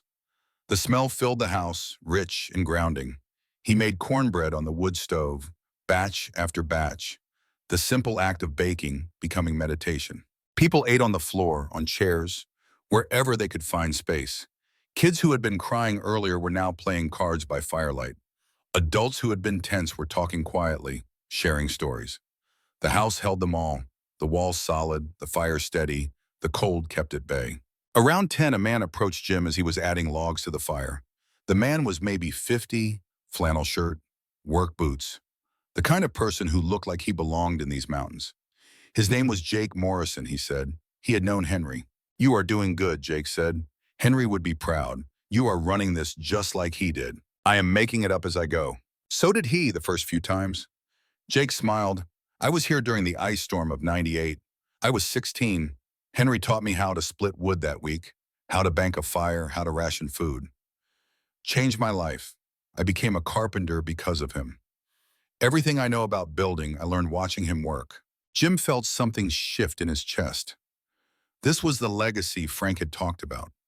Not just the house, not just the supplies, but the knowledge passed down, the skills taught, the chain of preparation continuing through generations.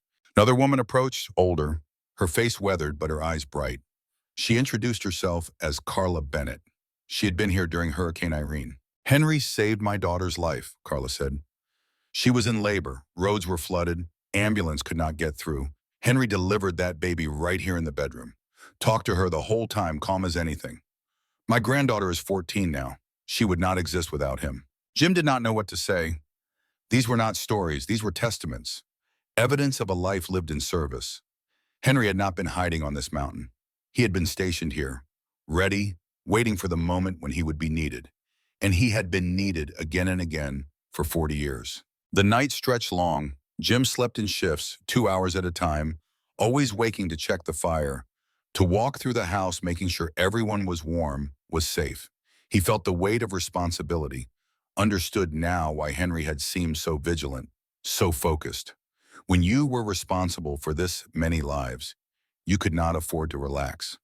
The mountain did not care if you were tired. Around 3 in the morning, Jim was adding wood to the fire when something felt wrong. Not the fire, not the house. Something else. A presence, an absence. He could not name it, but he felt it. The way you feel eyes on you in darkness. He grabbed a flashlight, the old style with D batteries that Henry had stocked, and went outside through the side door, careful not to wake anyone. The storm was still raging, but under the canopy it was manageable. The wind deflected overhead. He walked toward the generator shed, following instinct. The solar panel charged flashlight cut through the dark, revealing his breath in clouds, revealing snow falling thick beyond the canopy's protection. When he reached the shed, he saw them. Fresh tire tracks, deep ruts in the snow where someone had driven up recently, maybe an hour ago, while everyone inside was sleeping. Jim opened the shed. The generator sat silent, undisturbed. But when he knelt to check it, his stomach dropped. The fuel line had been cut, clean sliced through the rubber, diesel pooled beneath. The tank that had been full, now empty, drained into the snow. He stood slowly, looking at the tracks. They led up to the shed and back down the driveway. Someone had climbed this mountain in the middle of a blizzard, had sabotaged the generator deliberately, had tried to ensure that when the power failed, it stayed failed. Read, it had to be. Jim felt rage building, the kind that made your hands shake and your vision narrow. But he forced it down. Anger was luxury. Right now, there were 32 people in that house depending on him. Anger could wait. Survival could not. He went back inside, found Frank by the fire, woke him quietly, explained. Frank's face went hard. That bastard. He is trying to create a disaster. If people freeze here, if kids get sick, the town will blame you. Will say Henry's way does not work. We do not need the generator, Jim said. His voice was steady, but his hands were still shaking. We will make it work with what we have. Jim, you have 32 people, 3 kids under 5, 2 over 80. Can you really keep them warm with just fire? Watch me. At dawn, Jim gathered everyone who was awake and explained the situation calmly. The generator had been sabotaged. They would rely entirely on the fireplace, on body heat, on the house's design. He went through Henry's manual again, the section on extreme conservation. Close bedroom vents to concentrate heat. Hang blankets over doorways for insulation. Sleep in layers around the fire, vulnerable people closest, able-bodied on the perimeter.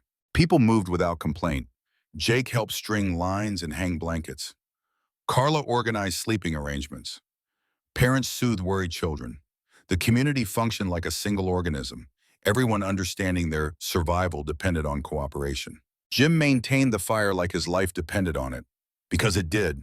Because 31 other lives depended on it. He fed logs at precise intervals, rotating people through shifts, making sure no one got too cold on the outer ring, no one overheated near the flames. The temperature outside dropped to 20 below. Inside, sharing warmth, they held at 58 degrees, cold enough to see breath, but not cold enough to die. The storm raged for 36 hours. Jim stayed awake most of it, running on adrenaline and coffee and the bone-deep knowledge that stopping meant people might die. His hands were raw, his back screamed, his eyes burned from smoke and exhaustion. But he kept moving. Around midnight of the second night, his body made the decision his mind refused to make. His legs buckled. Jake and another man caught him, guided him to blankets near the fire. "Sleep," Carla said, her voice leaving no room for argument. "We know what to do. You taught us well. Trust us." Jim tried to protest, but darkness was already pulling him down. He fell asleep between one breath and the next. He woke 6 hours later to gray dawn light filtering through small windows. The fire was burning steady. People were moving quietly, making breakfast, talking in low voices. Kids were playing a card game in the corner. Everything was functioning without him. Frank appeared with coffee in a metal cup. The solar panel had kept his phone alive long enough to charge it overnight. "Storm broke an hour ago. Roads are clearing. Everyone can head home this afternoon." Jim sat up slowly, every muscle protesting. "Anyone hurt?" "Not a scratch. Cold, tired, but whole." Frank handed him the coffee. "You did it. You kept them alive with a cut fuel line and nothing but firewood and will." "Henry kept them alive. I just did not quit." Frank shook his head. "No, Henry built the house. You made it work. You organized people, gave them purpose, made them part of the solution. That is not in any manual. That is leadership." Jim sipped coffee, feeling the warmth spread through him. He did not feel like a leader. He felt like someone who had been terrified and stubborn in equal measure. But maybe that was enough. The truck started leaving around 2, families gathering belongings, hugging, promising to stay in touch.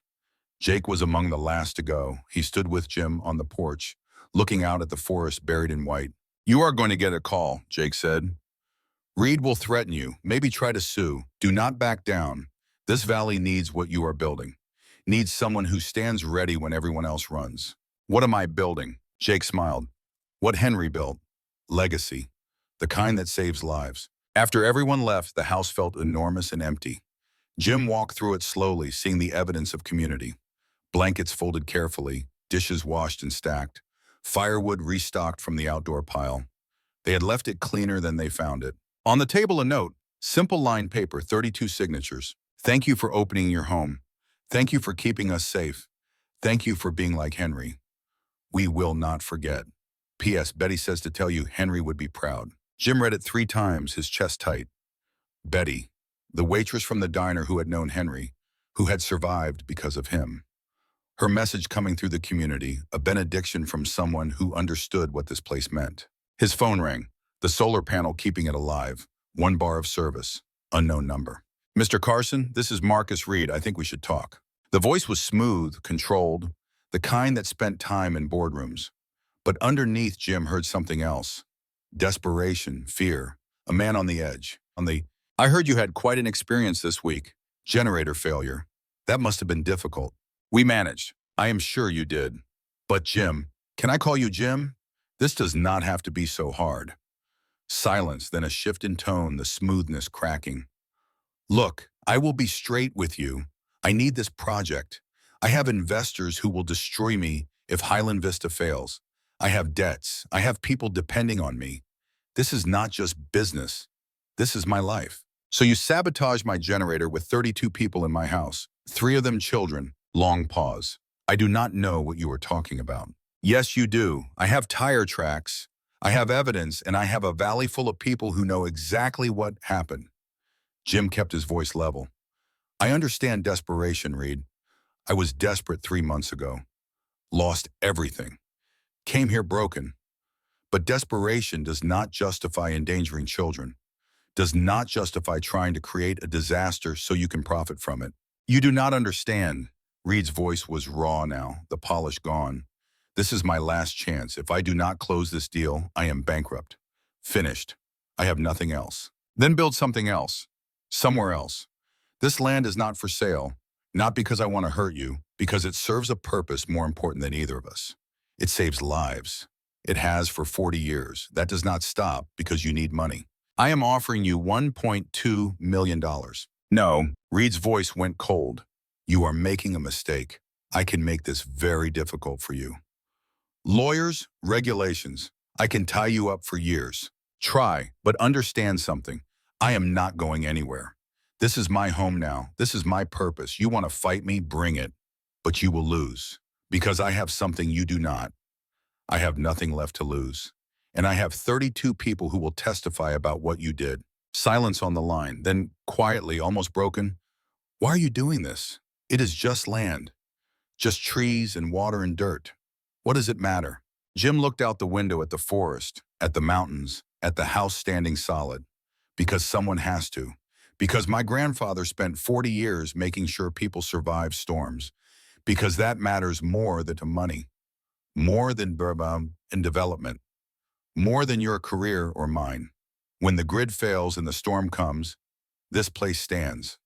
That is what matters.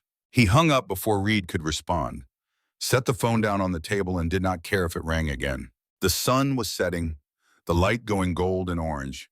Jim stood at the window watching, feeling something settle in his chest. Not peace exactly, purpose, direction. The knowledge that he was exactly where he needed to be. He had come here broken, lost. A man whose life had collapsed.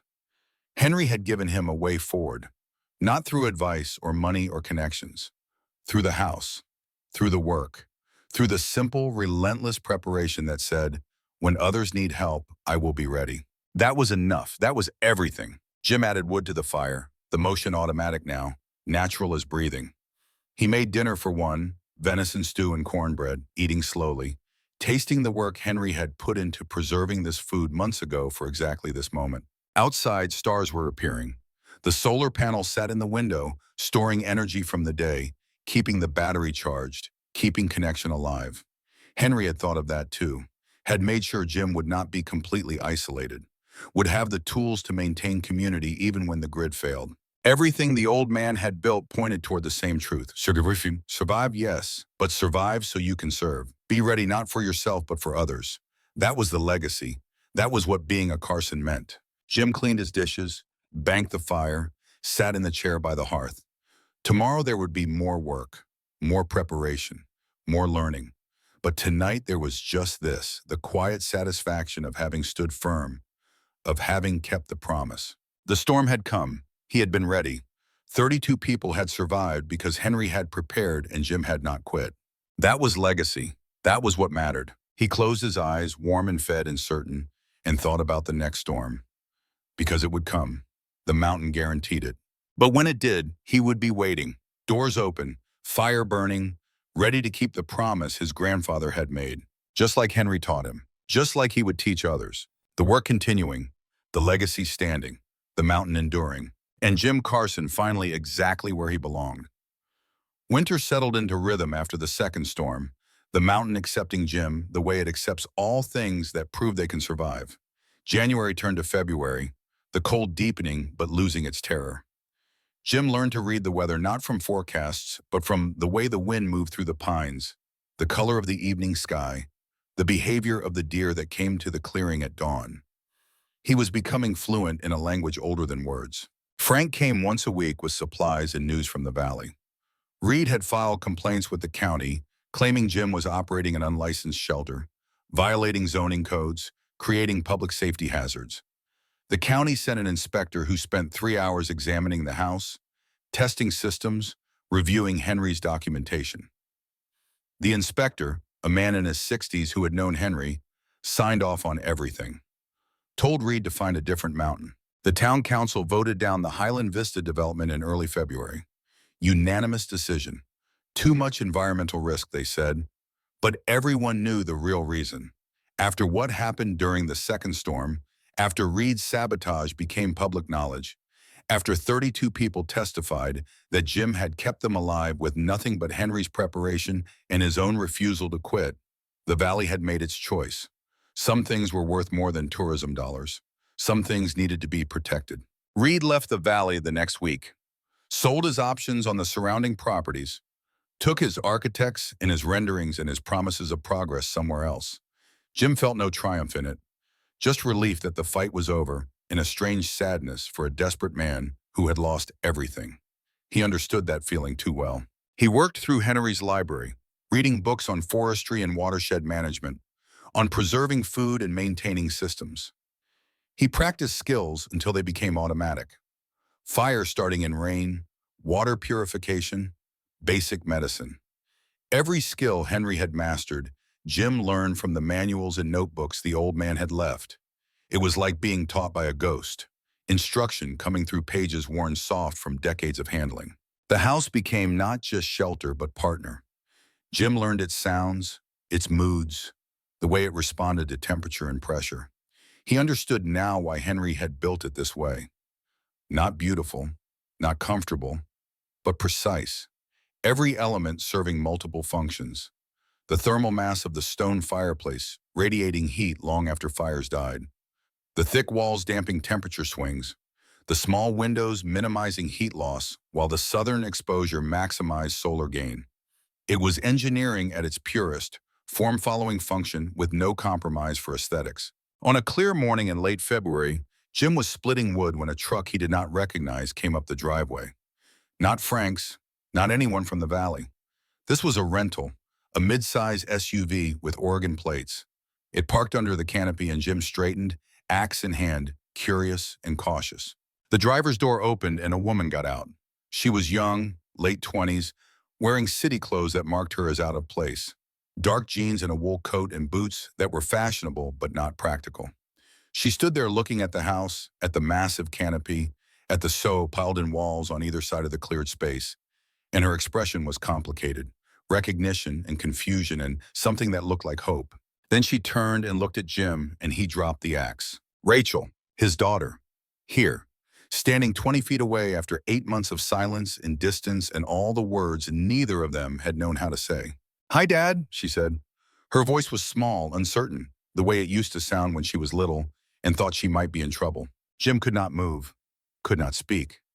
He stood there in his work clothes, sawdust in his beard he had stopped trimming, hands rough and blistered, looking nothing like the father she remembered, looking probably like Henry. Rachel took a step closer. "I got your voicemail, the one from November, about great-grandpa Henry. I should have called back. I am sorry. I just did not know what to say." Jim found his voice. "How did you find me?" "I called the lawyer, Frank Brewster. He told me everything. The storms, the people you sheltered, what you have been doing here." She paused, looking at the house again. "I had to see it, had to see if it was real."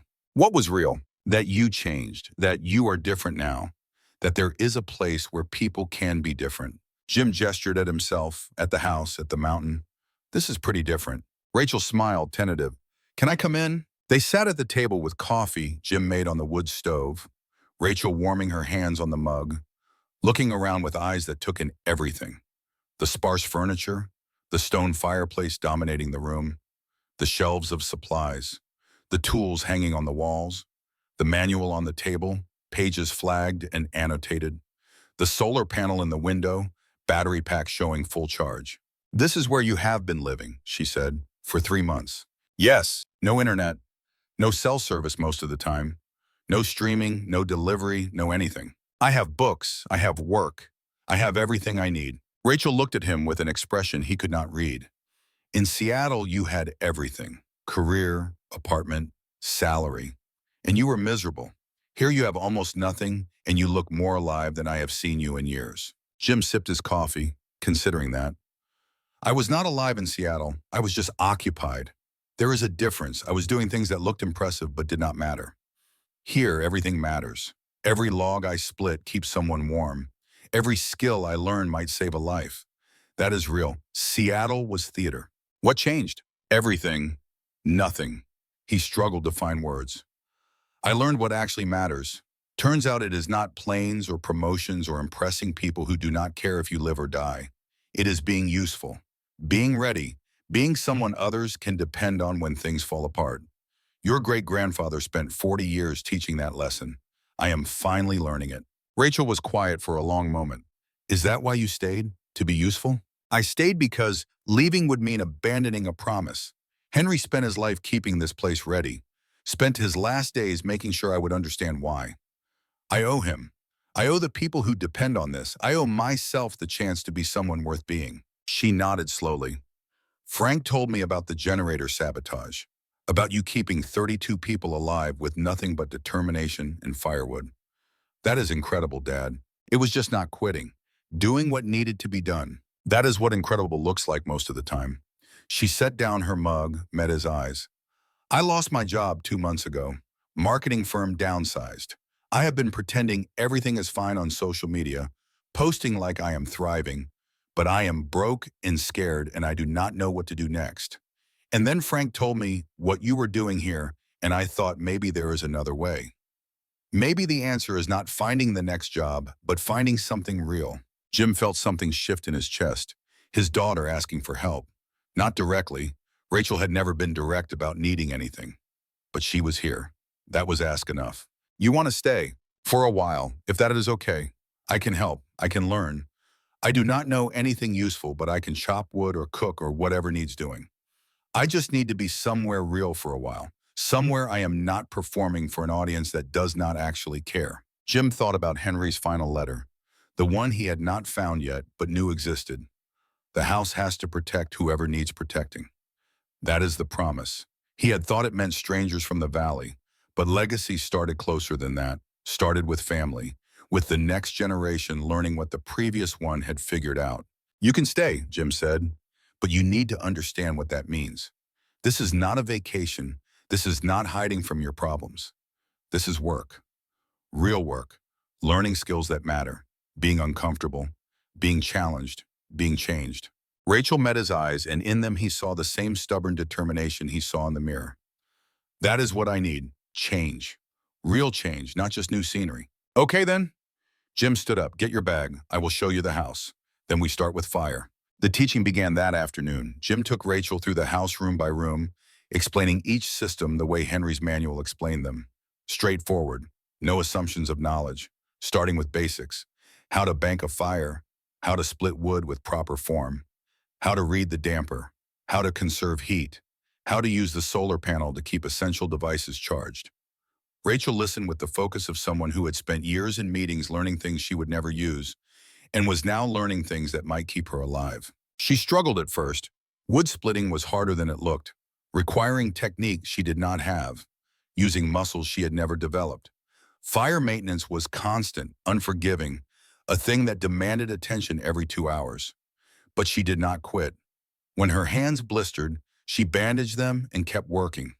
When she got the fire timing wrong and it nearly went out, she stayed up fixing it. She had Jim's stubbornness, Henry's too, the genetic inheritance of people who did not fold under pressure. Within a week, Rachel could maintain the fire competently. Within 2 weeks, she could cook on the wood stove, making meals from the pantry that were simple but nourishing. Jim taught her everything Henry had taught him, through manual and practice, and the patient repetition of someone who understood that skills took time. They fell into a rhythm, father and daughter working side by side in ways they never had when she was growing up. In Seattle, Jim had been absent, occupied by career, by ambition, by the endless demanding nothing of corporate life. Rachel had been a stranger he sometimes saw at holidays, a person he loved but did not know. Here, they learned each other through work, through the shared exhaustion of splitting 2 cords of wood, through the quiet companionship of tending fire while snow fell outside, through the satisfaction of making something work with your own hands. One evening, Rachel asked about Henry. They were sitting by the fire, the day's work done, the house warm and solid around them. What was he like? Really like, not the legend version. Jim thought about that, tried to find words for a man who had lived mostly in silence. He was hard, demanding, never satisfied with good enough. He wanted you to be competent, to be ready, to take responsibility for your own survival. He did not believe in coddling or excuses or pretending the world was softer than it was. Sounds difficult to love. He was. But he was also the most prepared person I have ever known. When everyone else panicked, Henry just worked. He had already thought through the disaster, already built the systems, already made himself ready. That is a kind of love, making sure the people you care about will survive even after you are gone. He just did not know how to say it any other way. Rachel was quiet, staring at the flames. I wish I had known him. You are knowing him now. This house is his voice. Every system, every supply, every choice he made. He is teaching you through me. That is legacy. That is what survives death. She nodded, understanding settling in her expression. Will you teach me the way he taught you? Not just survival skills, but how to live like this, how to be useful, how to be someone who stands ready. Jim looked at his daughter, at the determination in her face, and saw Henry looking back. Saw himself. Saw 3 generations of Carsons who responded to fear with preparation, to weakness with skill, to the world's indifference with stubborn competence.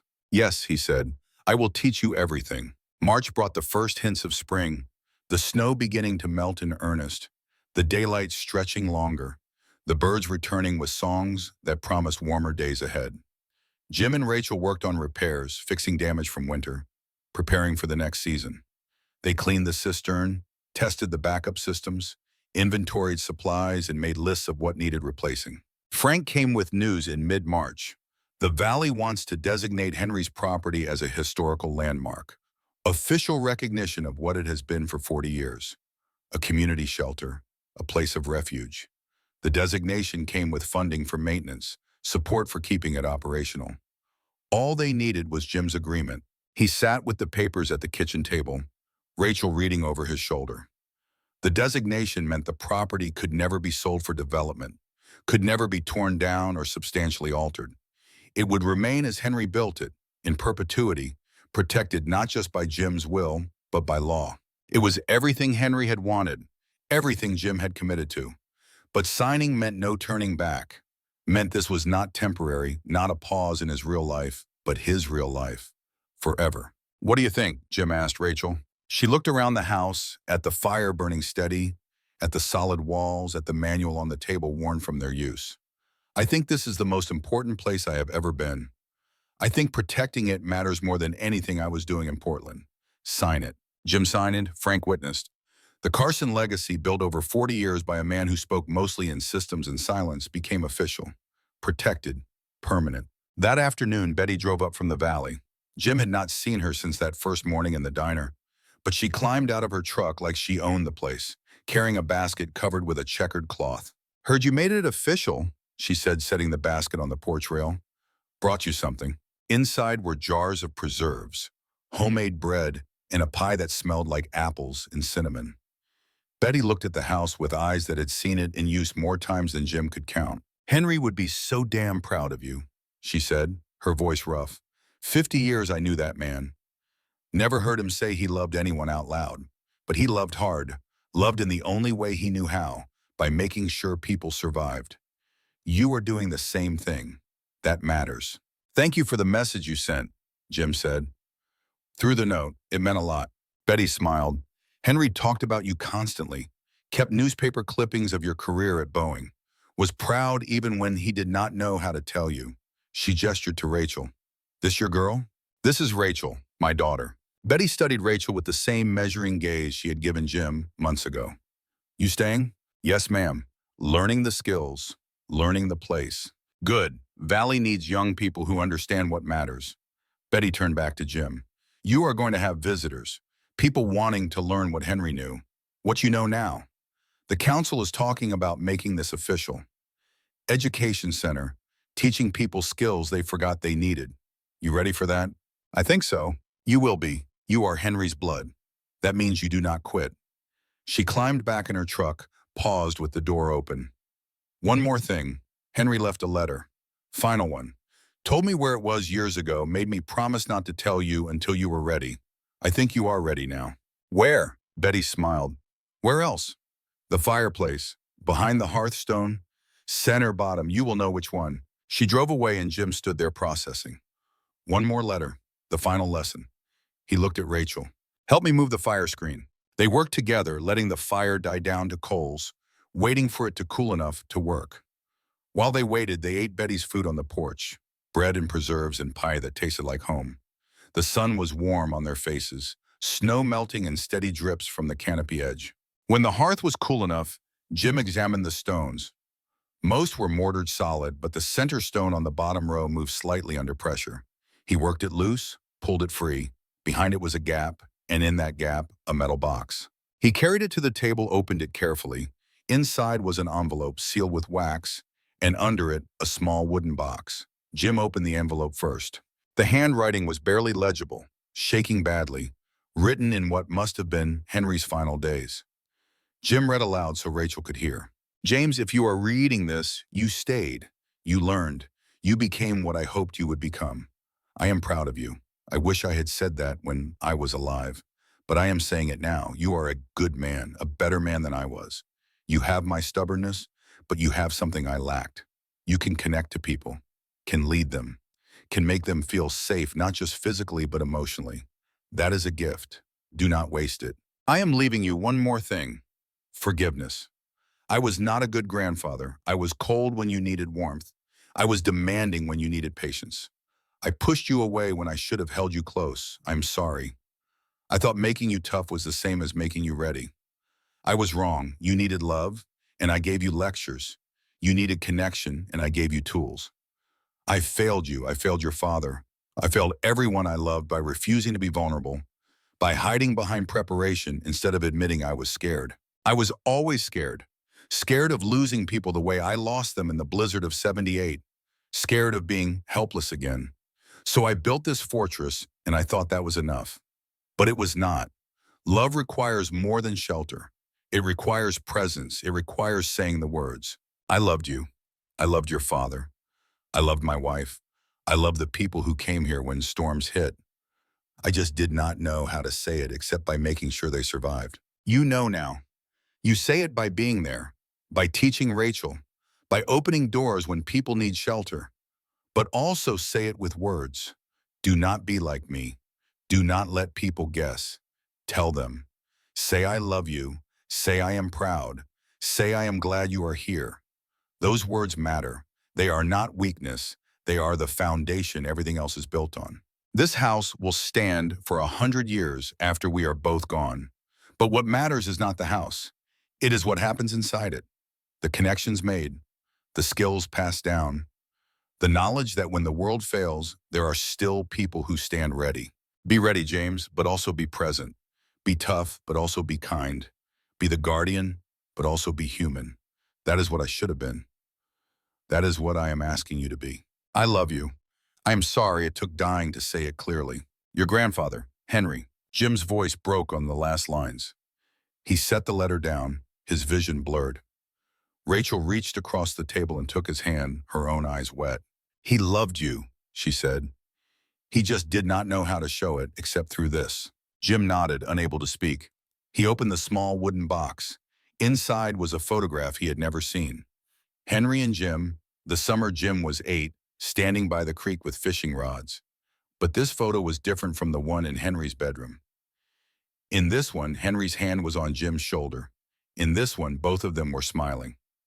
On the back, in Henry's handwriting, the day James caught his first keeper, best day of my life. Jim held the photo, and for the first time since arriving here, he let himself fully grieve. Not just for Henry, for all the years they had lost, for all the words unsaid, for his father who had died too young without reconciling, for the pattern of Carson men who loved each other poorly because they did not know how to love any other way. But also for the fact that Henry had broken that pattern, had found a way, even in death, to say what he could not say in life, had given Jim not just survival skills, but permission. Permission to be different, to love openly, to break the curse of silence. Rachel moved to sit beside him, put her arm around his shoulders. They sat like that, father and daughter, grieving together, healing together. After a long while, Jim wiped his eyes, looked at Rachel. I love you. I am proud of you. I am glad you are here. I should have said it years ago. I am saying it now. You are the best thing I ever did, and I am sorry I let work and distance and my own fear make you think otherwise. Rachel's face crumpled. She hugged him hard, and they held each other the way they should have been holding each other for years. When they finally pulled apart, they were both crying and laughing at the same time. I love you too, Dad, and I am proud of you. What you are doing here, what you are becoming, it is everything I wish I could be. Then I will teach you. We will do it together. Spring came fully by April, the snow mostly gone except in the deepest shadows, the forest turning green, life returning with stubborn insistence. Jim and Rachel worked together planning summer projects. A garden using seeds Henry had stored, expansion of the solar array, a small workshop where Jim could teach skills to people from the valley. Jake Morrison came with his teenage son, asking if Jim would teach the boy woodworking, fire starting, basic survival.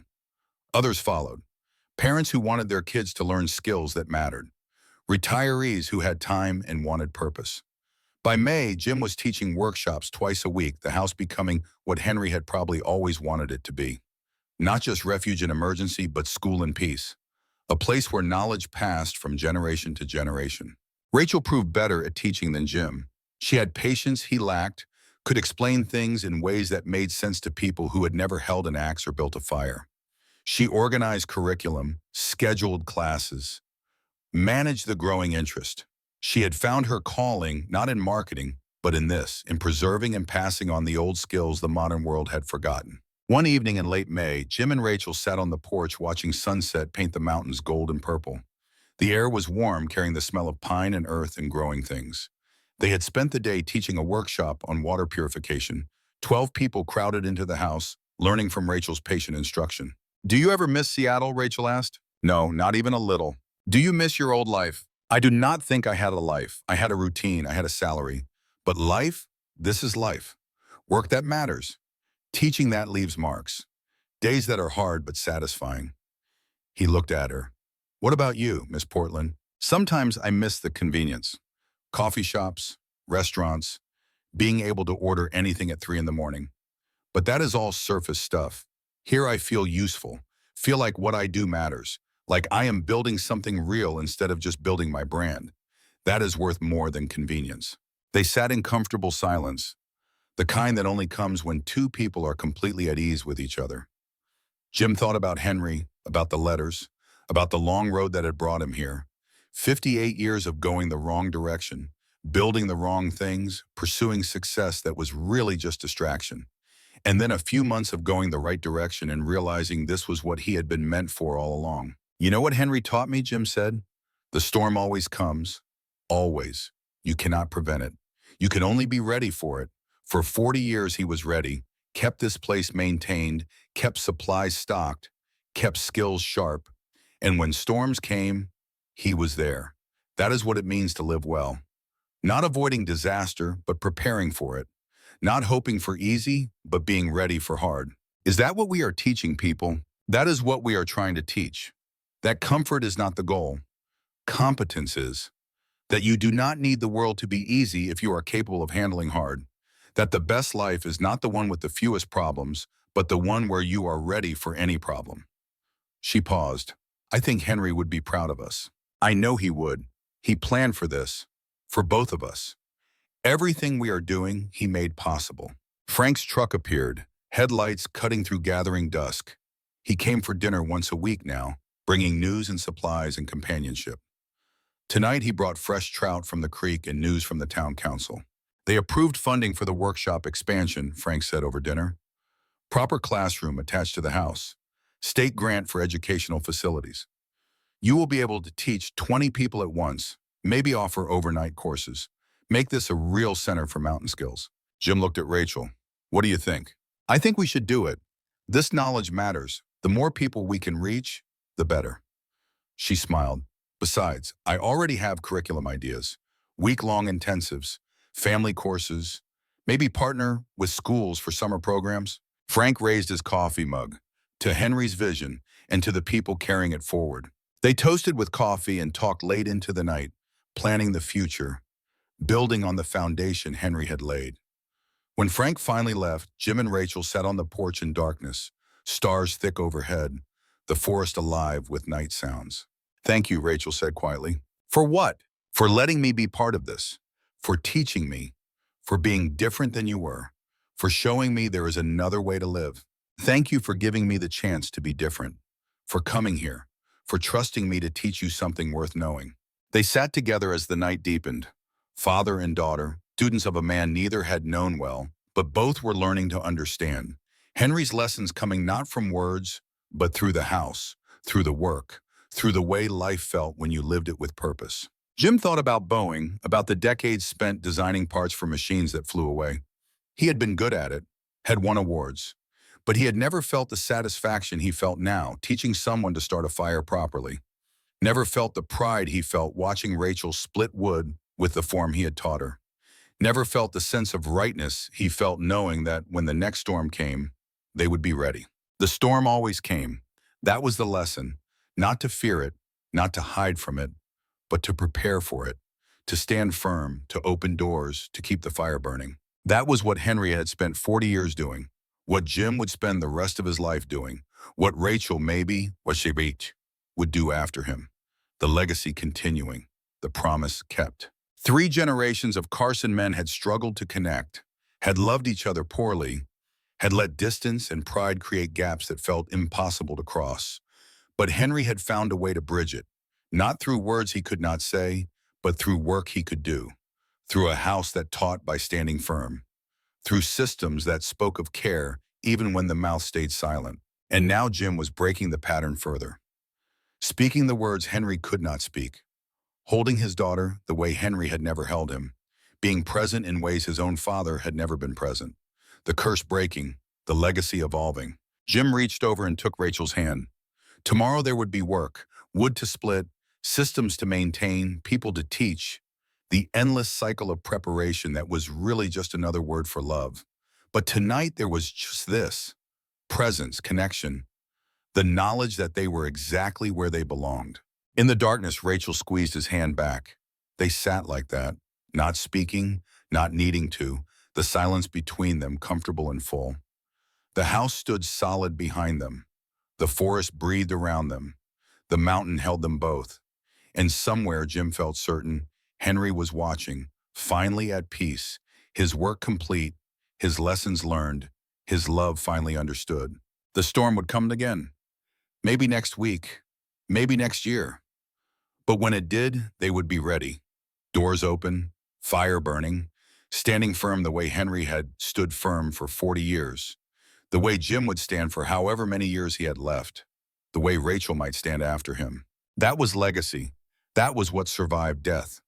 Not the house, though the house would stand. Not the systems, though the systems would function. But the knowledge, the competence, the willingness to be the person others could depend on when everything else failed. And now, finally, the words. The love spoken plainly. The connection made visible. That was enough. That was everything. Jim squeezed his daughter's hand and together they watched the stars wheel overhead, ancient light arriving from distances beyond comprehension, and felt small in the best way. Small but necessary, small but ready, small but standing firm, small but together. The mountain would test them, the storms would come, but they would be here, keeping the promise, tending the fire, teaching the skills, speaking the love, standing ready. Just like Henry taught them, just like they would teach others. The legacy continuing, the storm always returning, the words finally spoken, and the Carsons, as always, ready.